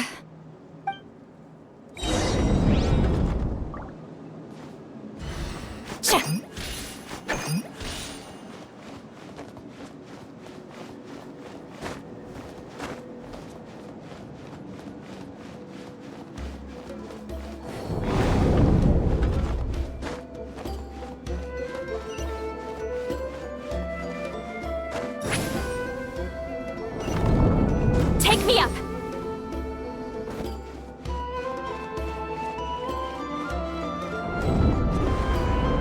There are monsters here too? Abyss creatures. Likely trapped here for some time. Looks like a few monsters made it out of the battle all those years ago. Eat Papa! Get him! The wind knows me.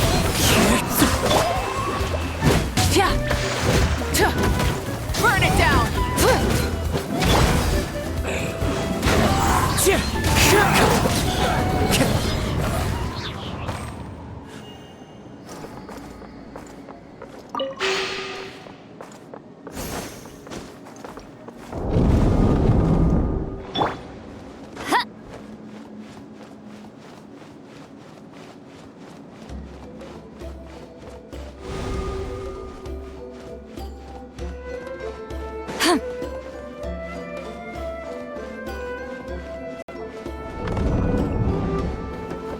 What's with these color-changing blocks?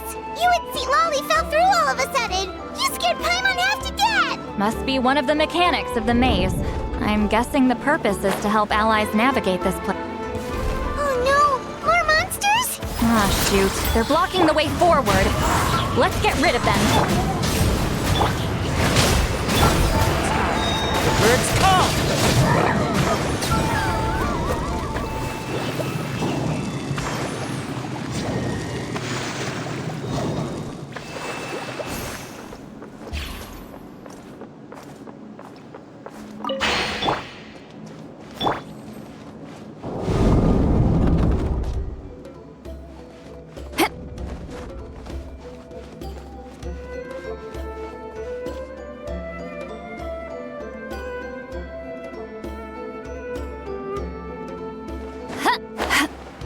This place is so pretty. If not for those monsters, Paimon would have never guessed this was a battlefield. The showmanship's not bad. I'll give her that. Is this a bridge made of colors? Don't sound so surprised. We just need to cross and we should reach the end.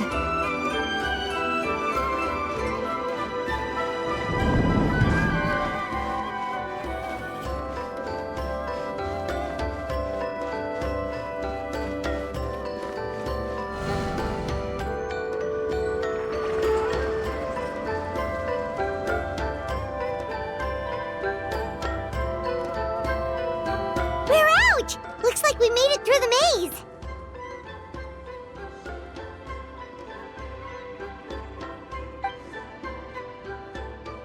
Hold on. This is... Whoa, so pretty! The thing inside the sphere looks exactly like the maze! It's like a miniature blueprint made from a special dye. That color. The dye was modified using a secret technique to harness the power of memories and create mazes like the one we just witnessed. Without that power, it's just a normal dye. But the color it produces is still quite rare. I would say this is the most direct evidence that the Battle of Seven Colors actually took place. The expert has spoken!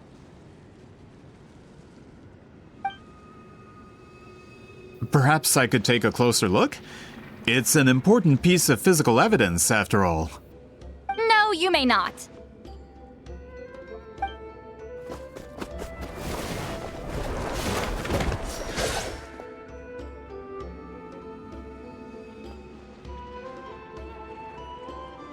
What are you doing? You noticed my signal. Not bad, Traveler. We make a good team. Huh. So, you've been watching me. A self-proclaimed book merchant who's never heard of Shogun Almighty reborn as Raiden with unlimited power? Please, that work was a commercial success across Teyvat. I knew you were fishy, but I didn't expect you to pull something like this. Monsieur Montluçon, we just need a few pictures for our research, not the artifact itself. What if it gets damaged or destroyed? Shut it! I couldn't care less about preserving this piece of trash. I would destroy it right now if I could. But then there would be no evidence to prove the battle took place. What if that was my goal all along? What? Huh. Pretending to be a book merchant? Pretending to promote the history of Natlan and its heroes was the only way to get information out of the people in this tribe. But make no mistake, I'm no lowly merchant. I am the future owner of the largest printing company in all of Teyvat. But the dye in that sphere ruined all my plans before they could even get off the ground.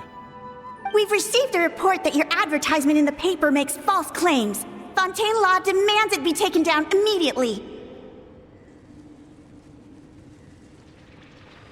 False claims? The dye I advertised is an unprecedented innovation. It produces colors of unmatched radiance. Unfortunately, its qualities are neither unprecedented nor unmatched. According to the lady who made the report, she saw a woven scroll in Natlan made with a similar dye. Even more miraculous, that substance dates back hundreds of years.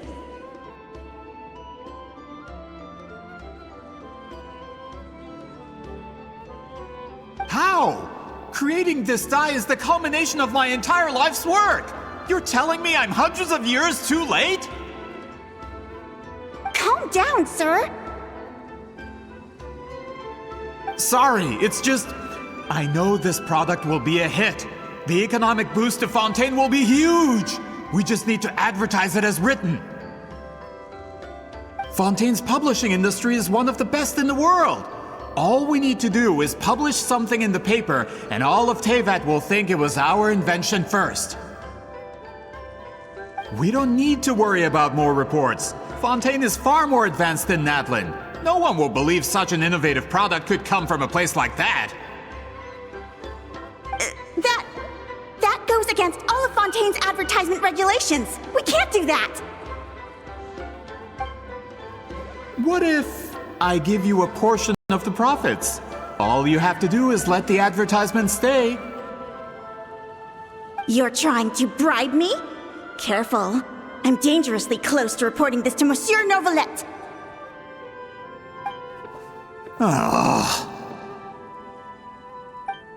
I knew if I was just allowed to market my product, it would be a hit. A bestseller even. I would be a giant in the printing industry.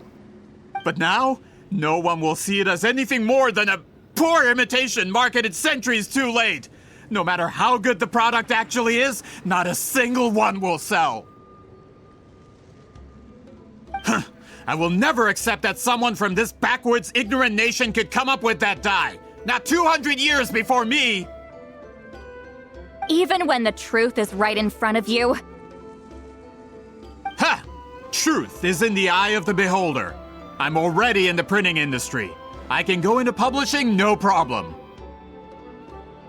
All I have to do is destroy this sphere, write a detailed report about my findings, and publish it around the world. Then, the so-called truth becomes your word against mine. Once my report is accepted as fact, no one can accuse me of making false claims. That's awful! What happened to restoring the truth of history? That plan hasn't changed. I will continue to spread my truth for all of Teyvat to see.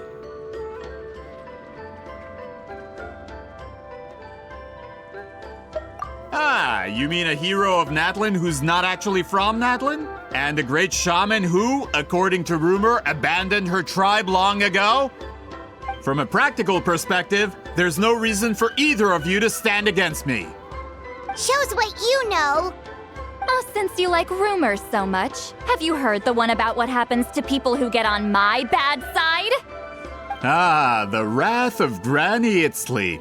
Like I said, our interests aren't at odds. I knew from the beginning that you would accept my invitation, considering Huitzilin was your rival.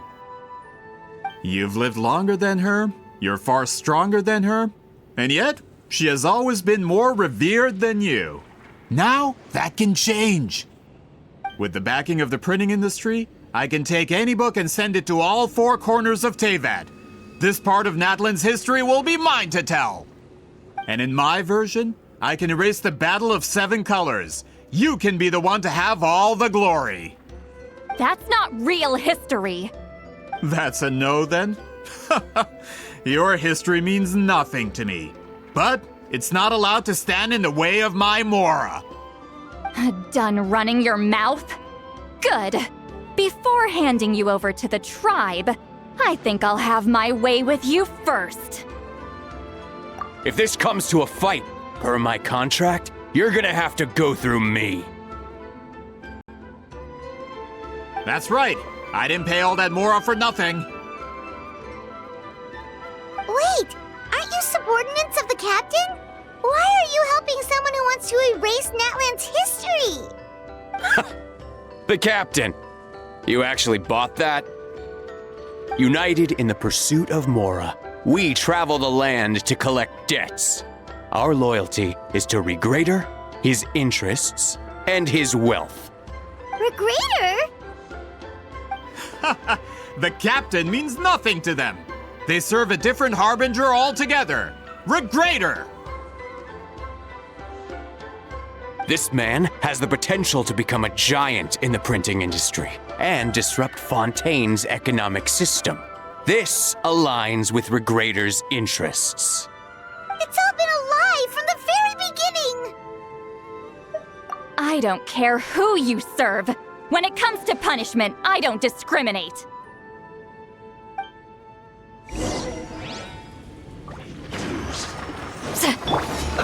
That hurts!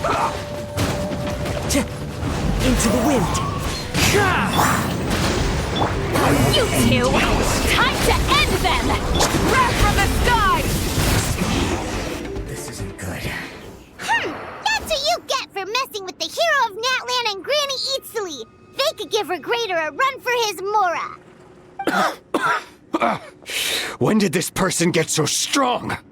Looks like the men following the captain failed to update us on the latest intelligence. Not good. This is becoming more trouble than it's worth. You're on your own!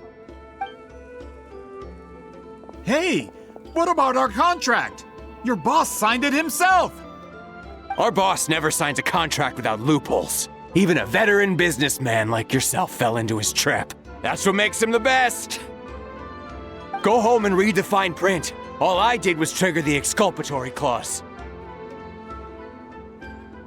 You! The other stipulations have been fulfilled. I set up explosives around the cave, strong enough to destroy this place, as instructed. Oh, and for security purposes, all explosives have been rigged to blow at a specific time. Shouldn't be too long now.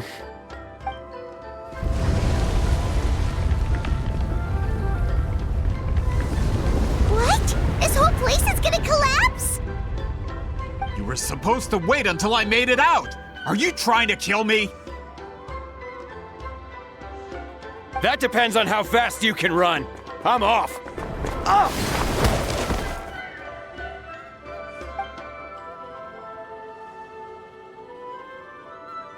You think you can just waltz out of here? Traveler, stop them, and then we'll make a break for it. If I'm caught, I implicate my boss. Time for the backup plan. Wait, don't!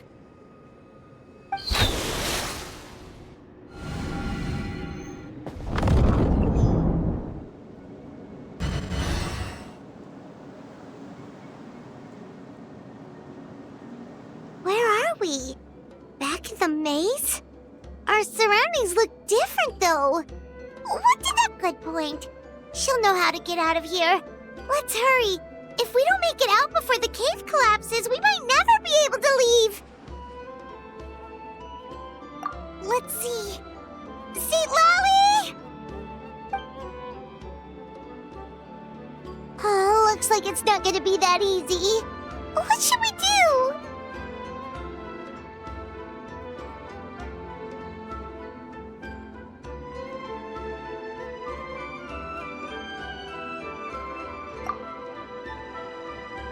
The special color?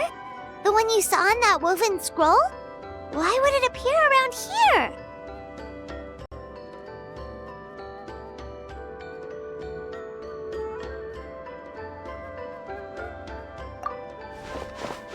You're right. Lead the way, traveler.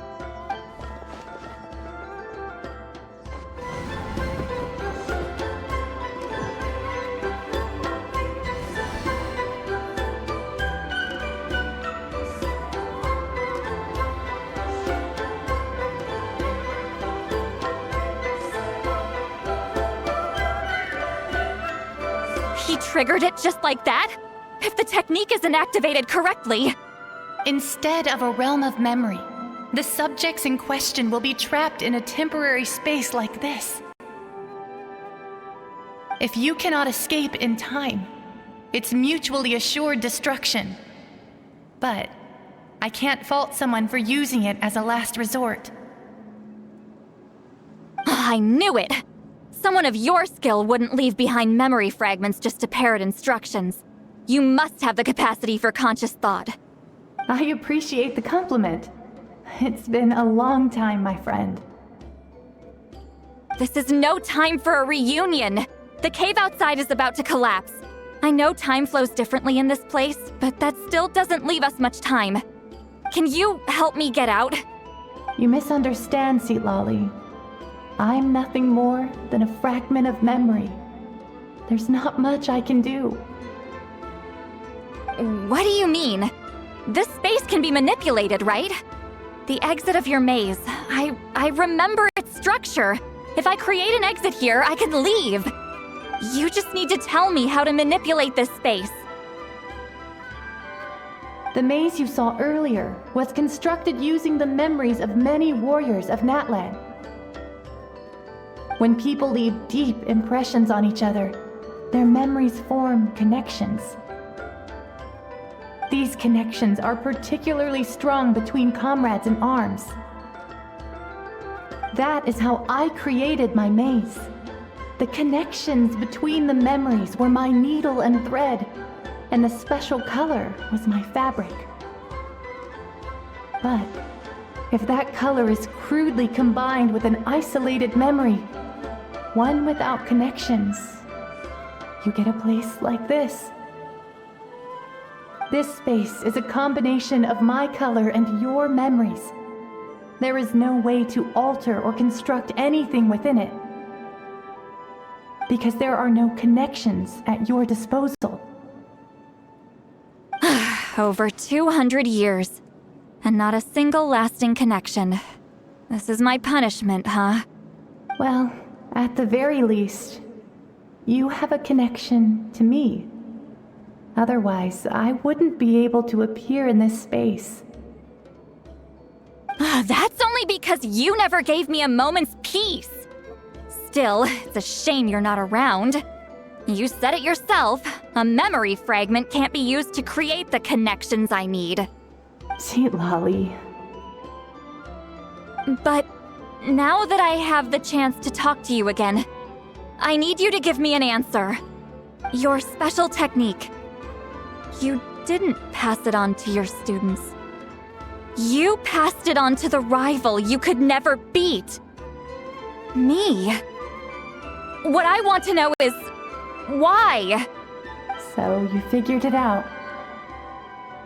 After what I saw in the maze and everything you just told me, I'm certain the technique at the center of all this is the same one you taught me all those years ago. But you never brought up the fact that you used it to win a battle. From your description, it might as well have been a simple color trick.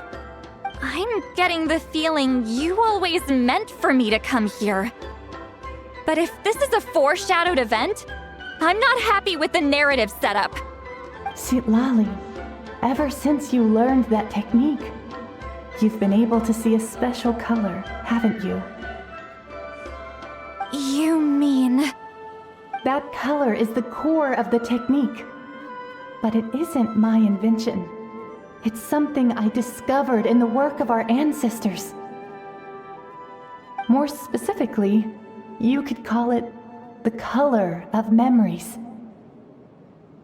In truth, passing on the technique is a process of using that color to tint another person's memories.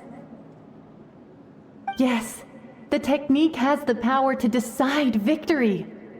But in my opinion, the capacity to add color to someone's memories is where the true value lies. You are fated to live a far longer life than me, Lolly. I couldn't bear the thought of all those years existing as a blank canvas in your memory.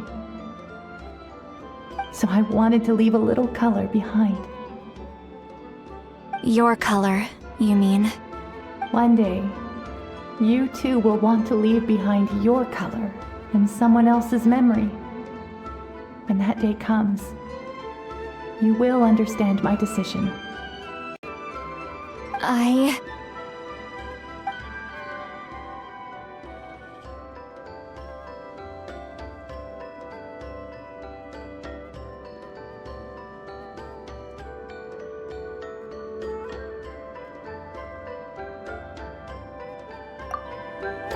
have to get out of here. That's the only way to rescue them.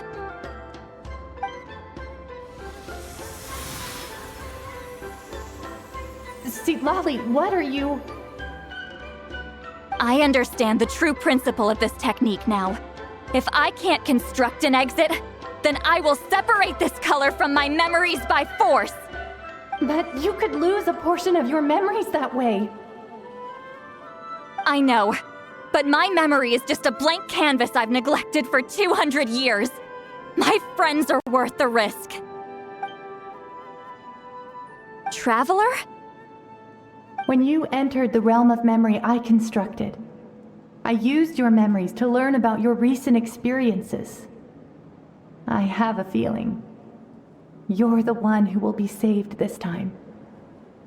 After 200 years, someone has appeared by your side, the kind of person I could have never anticipated. The Night Kingdom harbors Natlan's memories, and the Traveler's connection to that realm is incredibly strong, surpassing even the shamans who worship the Lord of the Night. This means that even without your tutelage, she can see the color of memories.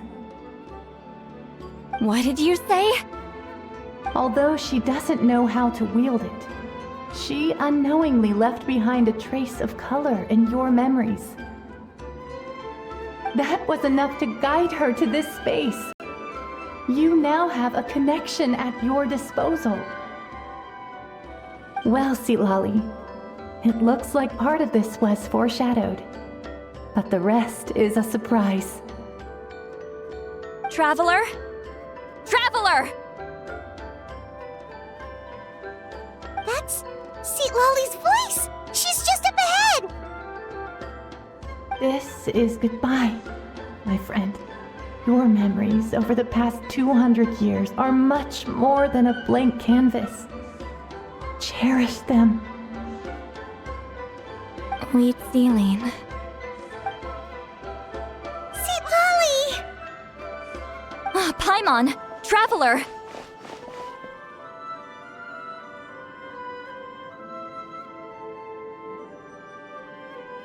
Hold my hand.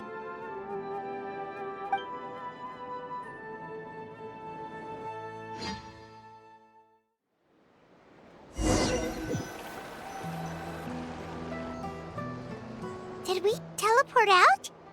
Man, that place was so... Woo! We made it out just in time!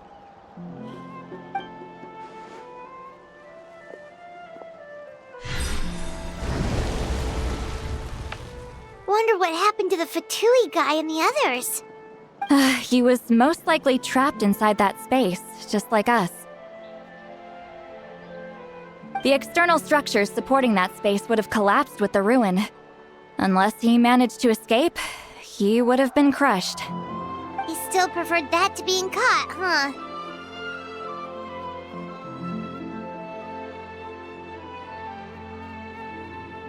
They were standing a bit further away, right? They probably weren't pulled into the space. Maybe they already made a run for it. Hello? It's one of Maluson's employees! Quick, restrain him! Oh, I can explain. I had no idea Malu-san was such a terrible person. I couldn't stop him from running, so I stayed behind and tried to find people to help rescue you. I'm so glad you managed to get out of there. Either way, the guards will take you back to the tribe. You'll be their problem. I understand. Anyway, I'm not here to harp on you. I just need to know one thing. Which way did he run? He went that way, but I'm not sure if you can catch up. That way? Huh. Unless he suddenly grows a pair of wings, I think we're okay. Traveler, Paimon, come with me.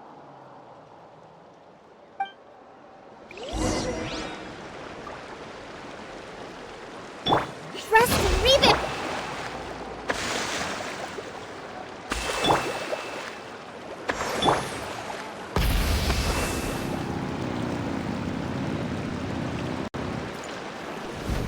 Hey, it's Elder Tlapo and a group of Ictomisaurs!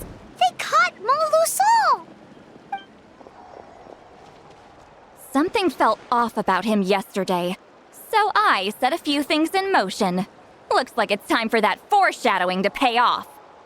My bank balance! No! No! What's wrong with him? That's one of the tricks Claw uses to scare people. He makes people hallucinate the thing that scares them most. It's particularly effective on weak-minded people like him. Serves him right! I know, it was a lot to ask, making you come all the way out here during the day. Was that a declaration? Elder Tlapo didn't appoint us to a whole other task, did he? Forget about him for now. The Ictomisaurs will make sure Montluçon doesn't escape before the guards arrive. In the meantime, we have unfinished business, remember? Right, the special scroll!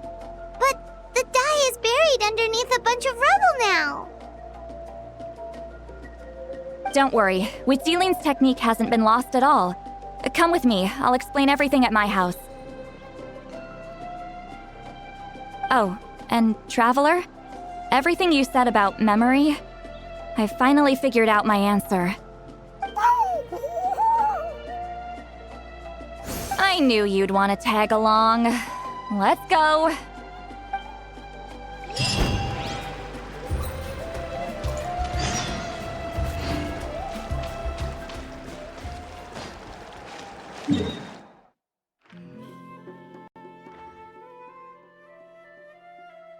Full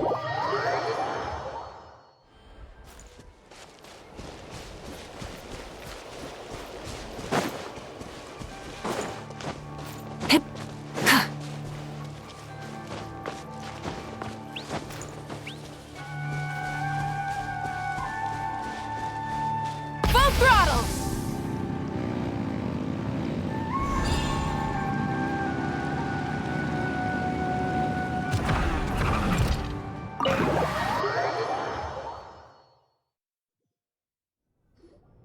Now, when it comes to weaving the scroll itself, you don't actually need to lift a finger. But if we're going to pass on Wheat Zealing's technique, your participation is critical. What are you saying, Sweet Lolly? Follow me.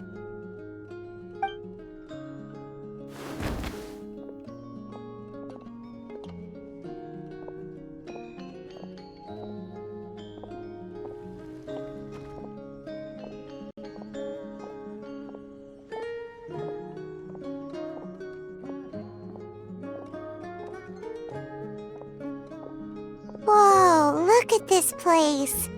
Do you weave scrolls too? Scrolls. Scrolls? I thought you were going to show me your masterpiece. That I am, old friend. The technique I'm about to show you directly relates to woven scrolls. Fine. What is it? Something that can turn the tide of war or prevent a great disaster? You probably want to challenge me, right?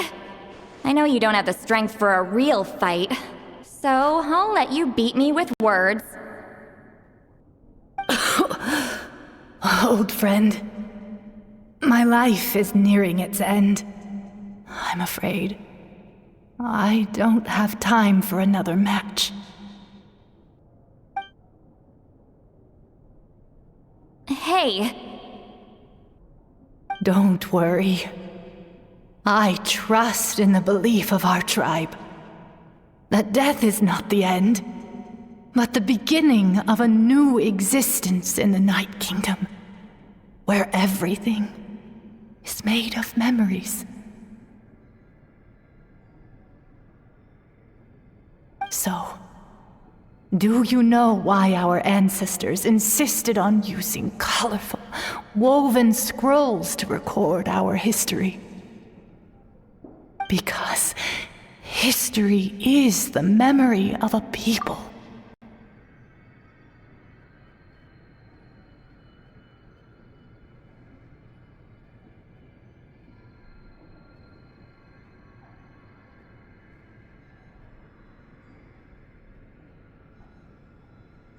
We give our scrolls an orange hue, so the dead can still feel the warmth of the setting sun.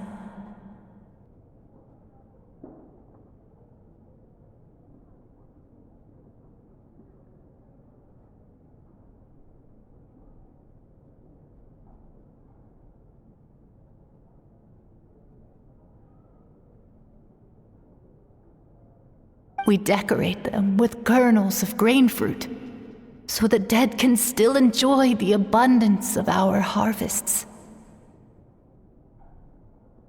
I know that, but something this important? Why entrust it to me and not one of your students?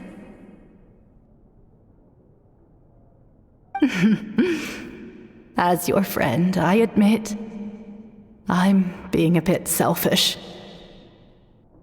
I don't have long, Sipali. I'm not sure I can truly explain my decision. But I know you will understand one day. For now, will you accept my final request? Just this once.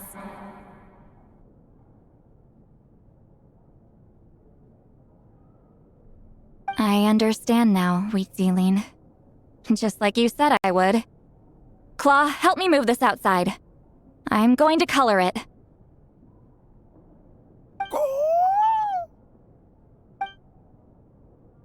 Traveler, Paimon, come with me.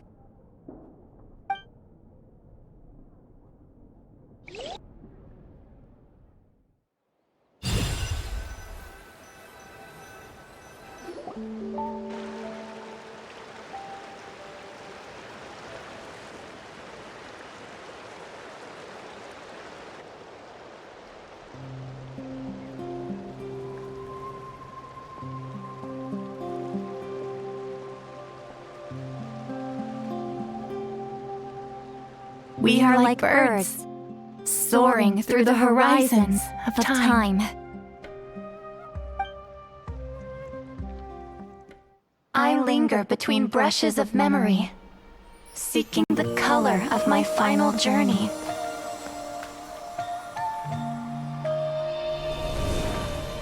When I get there, may there be feathers to paint the sky, shades of rose.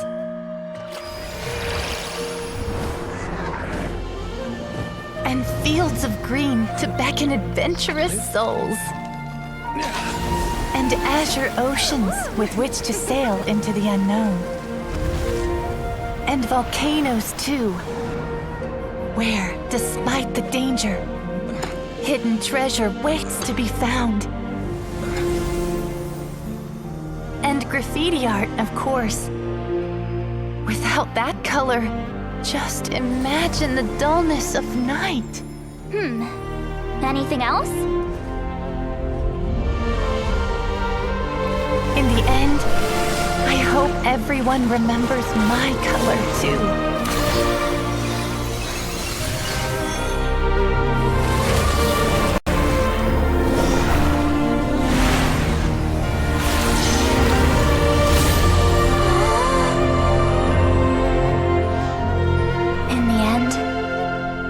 I hope everyone remembers your color too. All in all, it was just a technique for coloring a scroll. The task I'm entrusting to you is much more than that. Farewell, my friend.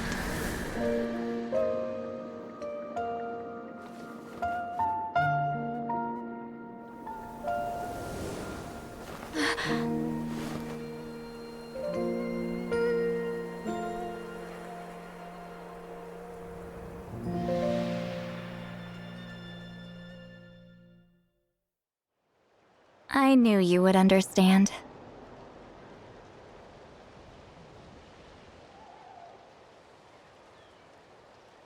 This is the special scroll. How did you know how to weave it, Seat Lolly? Hold on. You've lived for more than 200 years. You know how to weave the special scroll. That must mean you're the one behind the gifts from the spirits. Well, it's not like I wanted to interact with the appointed.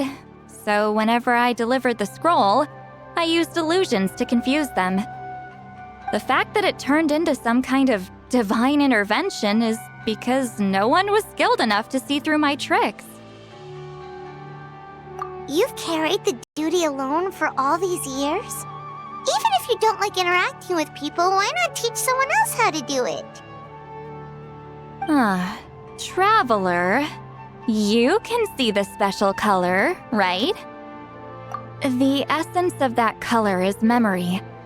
That means completing the special scroll is a process of searching for color within your memories. Passing the technique on to someone means sharing your memories with them. You need to leave traces of your color in their memory, and they must do the same. Even though I only confirmed that today, I've had suspicions for a long time. And, well, ever since Sweet Celine died, I haven't wanted to form that kind of connection with people. Oh, yeah. It was her final wish, so I kind of resigned myself to taking on the burden forever. After all, I have all the time in the world. But Claw never stopped appointing new candidates to weave the scroll, despite knowing exactly how I felt about the situation. I knew exactly what he was doing. And yeah, if I ever did share my memories with someone, I guess that person would be a friend. But it never got to that point. This time, though, you win, Claw.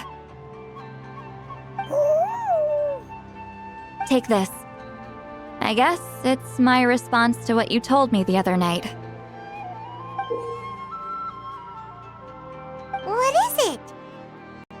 If I had to choose my color, it would be the color of this handkerchief.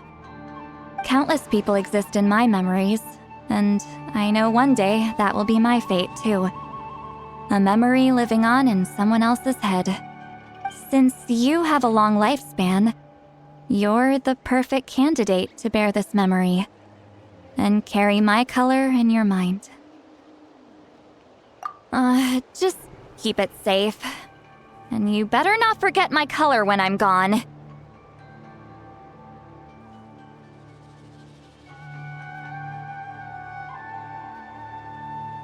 Whoa.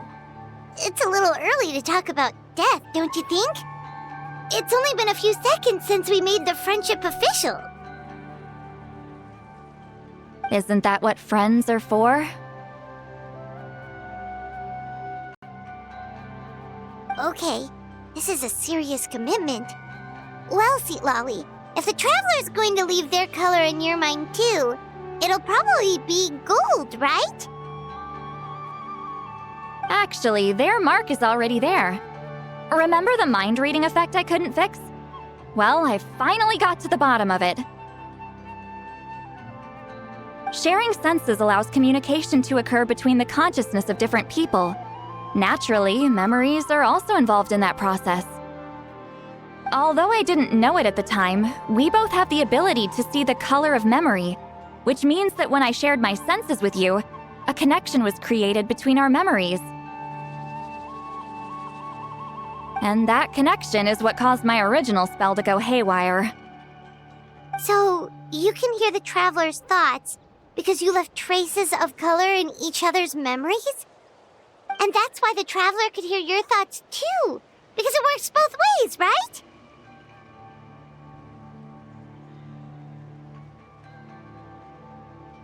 Quick thinking, but only those trained in the mystic arts can maintain that level of connection.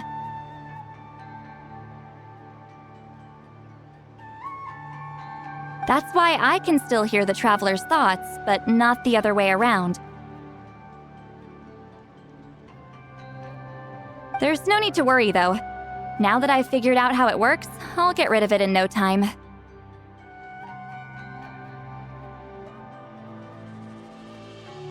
Oh.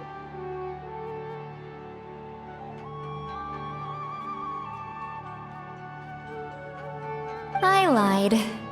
Hearing each other's thoughts actually depends on the strength of the connection between our memories. So, after everything we just went through, I bet you can hear me again. I knew it. Since the connection between our memories is already there, the only way to get rid of the effect is for one of us to forget about the other. Just messing with you. I'm a legendary shaman of my tribe. Now that I know the cause, of course I can figure out how to fix it. It'll probably take some time, though, so bear with me for now.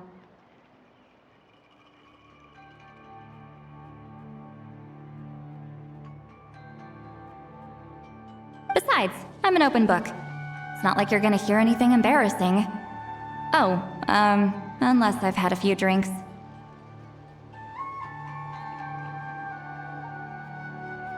A shame? I mean, if you ever miss this whole telepathy mess, I could always share my senses with you again.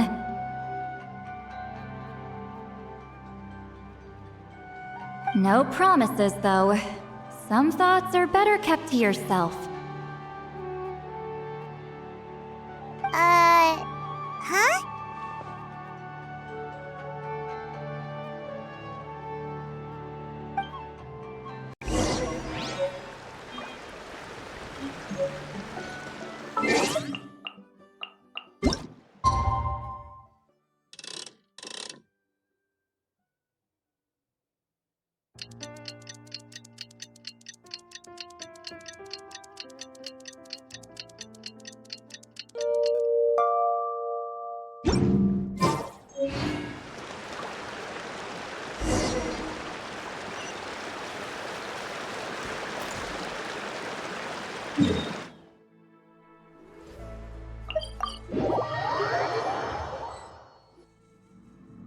Ah, you did it?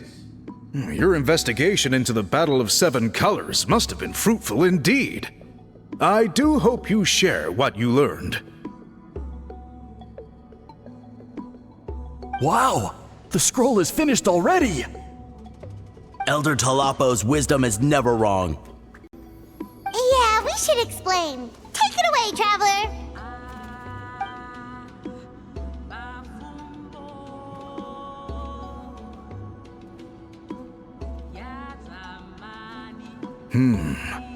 I see. You don't look surprised at all. It makes perfect sense. History is the memory of a people. If we want to depict it, a dye derived from people's memories is, of course, the best choice. Now, it's just a matter of preserving this secret technique. From your description, it sounds like learning the technique requires the previous holder to share their memories. Well, yeah. In that case, I must work with our priests to reinvent the technique based on the principles you described. After all, memories are precious things, meant to be shared with those closest to us. I cannot take that choice away from you, Traveler. You completed your task admirably. Finding a way to carry on that legacy is now our duty. All right, we'll leave that to you.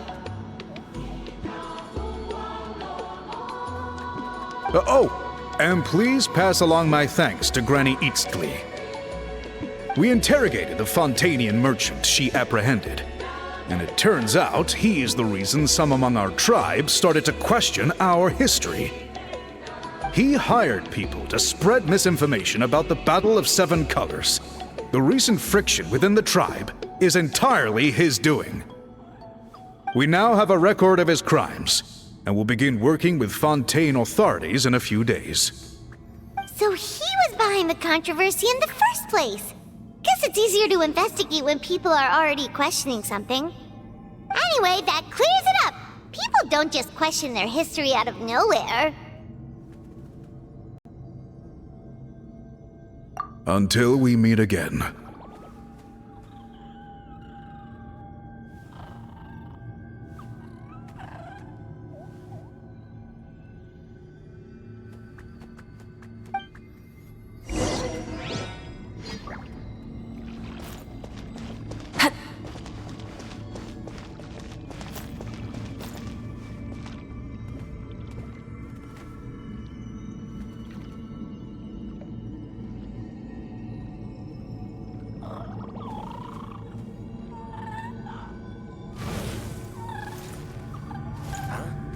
Did someone call me just now?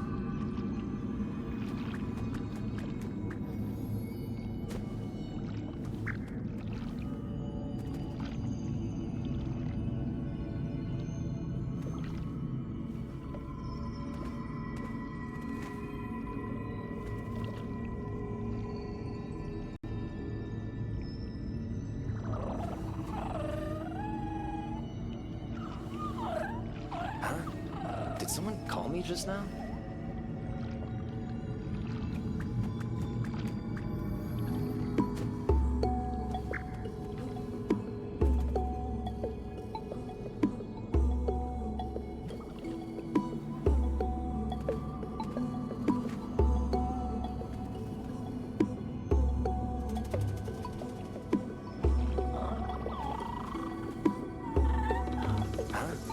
Did someone call me just now?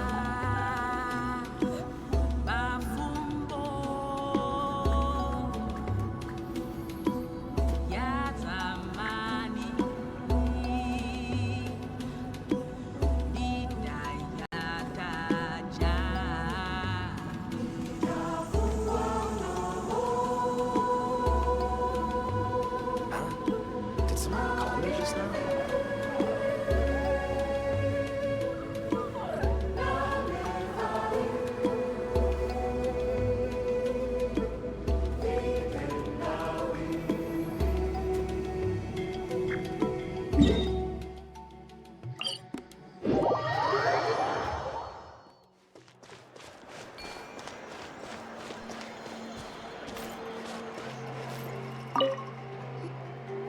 You told him everything, right? Yep, we left out the part about your contribution, but it kinda seemed like Chief Biram saw through us.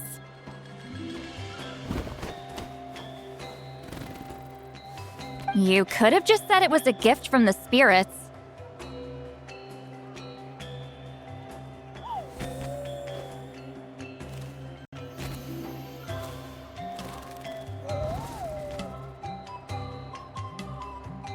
I guess he is different from the previous chiefs. But if he figures out it was me all these years, I'm in for a world of trouble.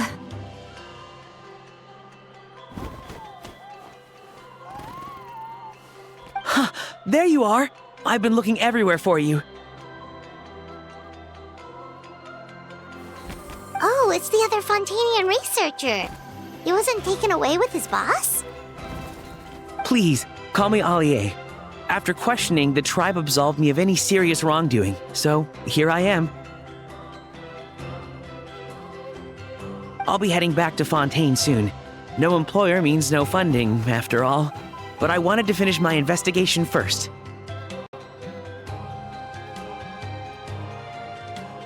I'd like to ask some questions about Huitziline. I want people outside of Natlan to hear her story, but my understanding still has some holes. Questions? Huh! Why should I let an Outlander tell our stories? Don't misunderstand.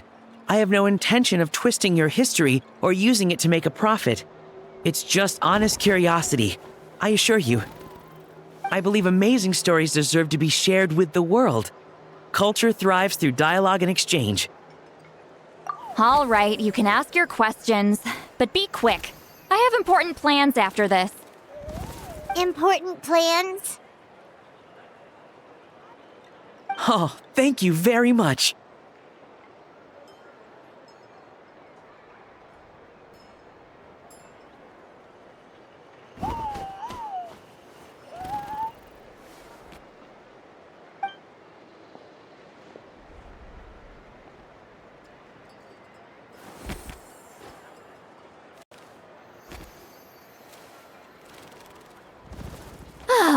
Another day, another drained social battery. Hold on. You owe me a pair of books. Oh, that! When it comes to light novels, your memory is like a steel trap, huh? You're telling me. Yeah, it's not gonna be easy. You might need to go to Yai Publishing House in person. But I don't need them right away. Just don't forget, okay? Of course! We'll get them sent to you as soon as we can! Sent to me? Nuh-uh. I don't want a stranger knocking on my door when I'm hungover. Here, just take this. And this is? The key to my house. Don't bother knocking next time. You'll disturb my sleep.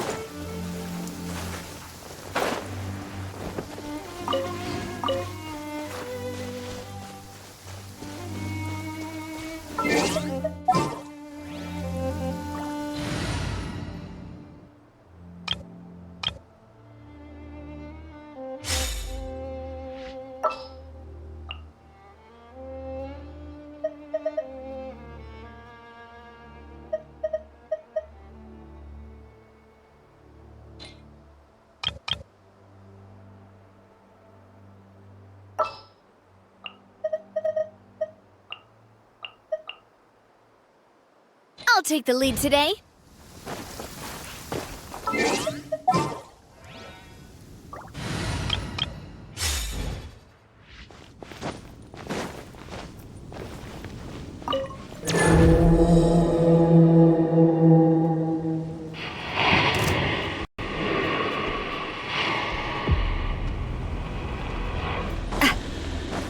Get to work!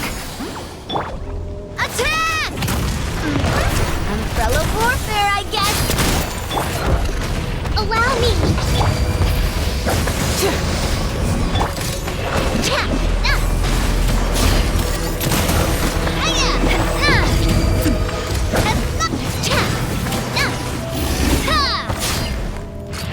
Hey there!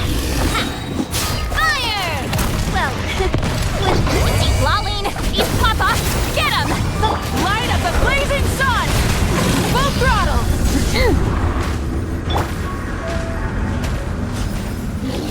Let's move out.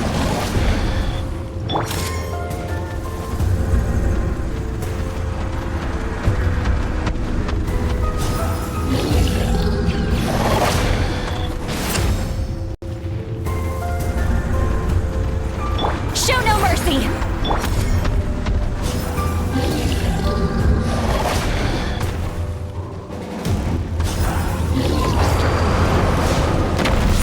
Umbrella warfare, I guess.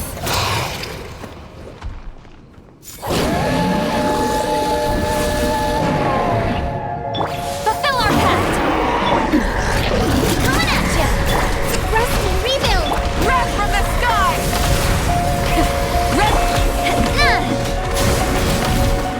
Umbrella warfare, I guess. Let's go.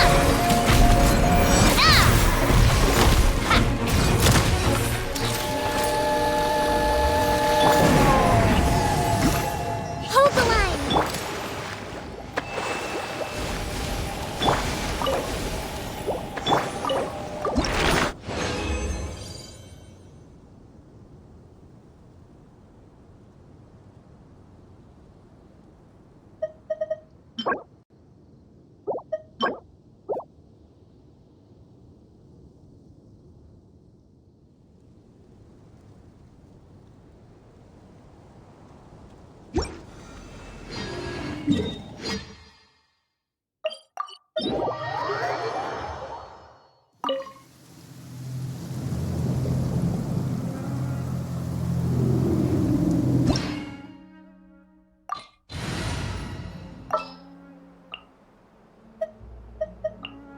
As per our contract.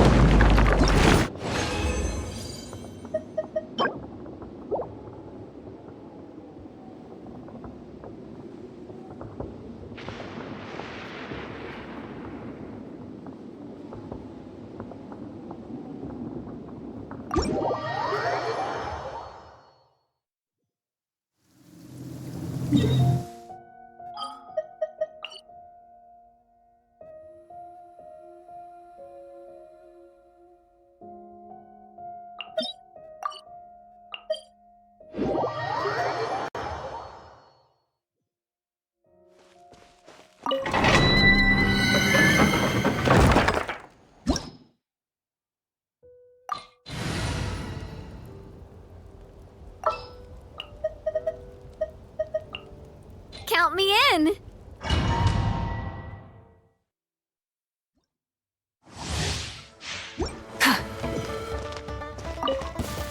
Get to work! Fire!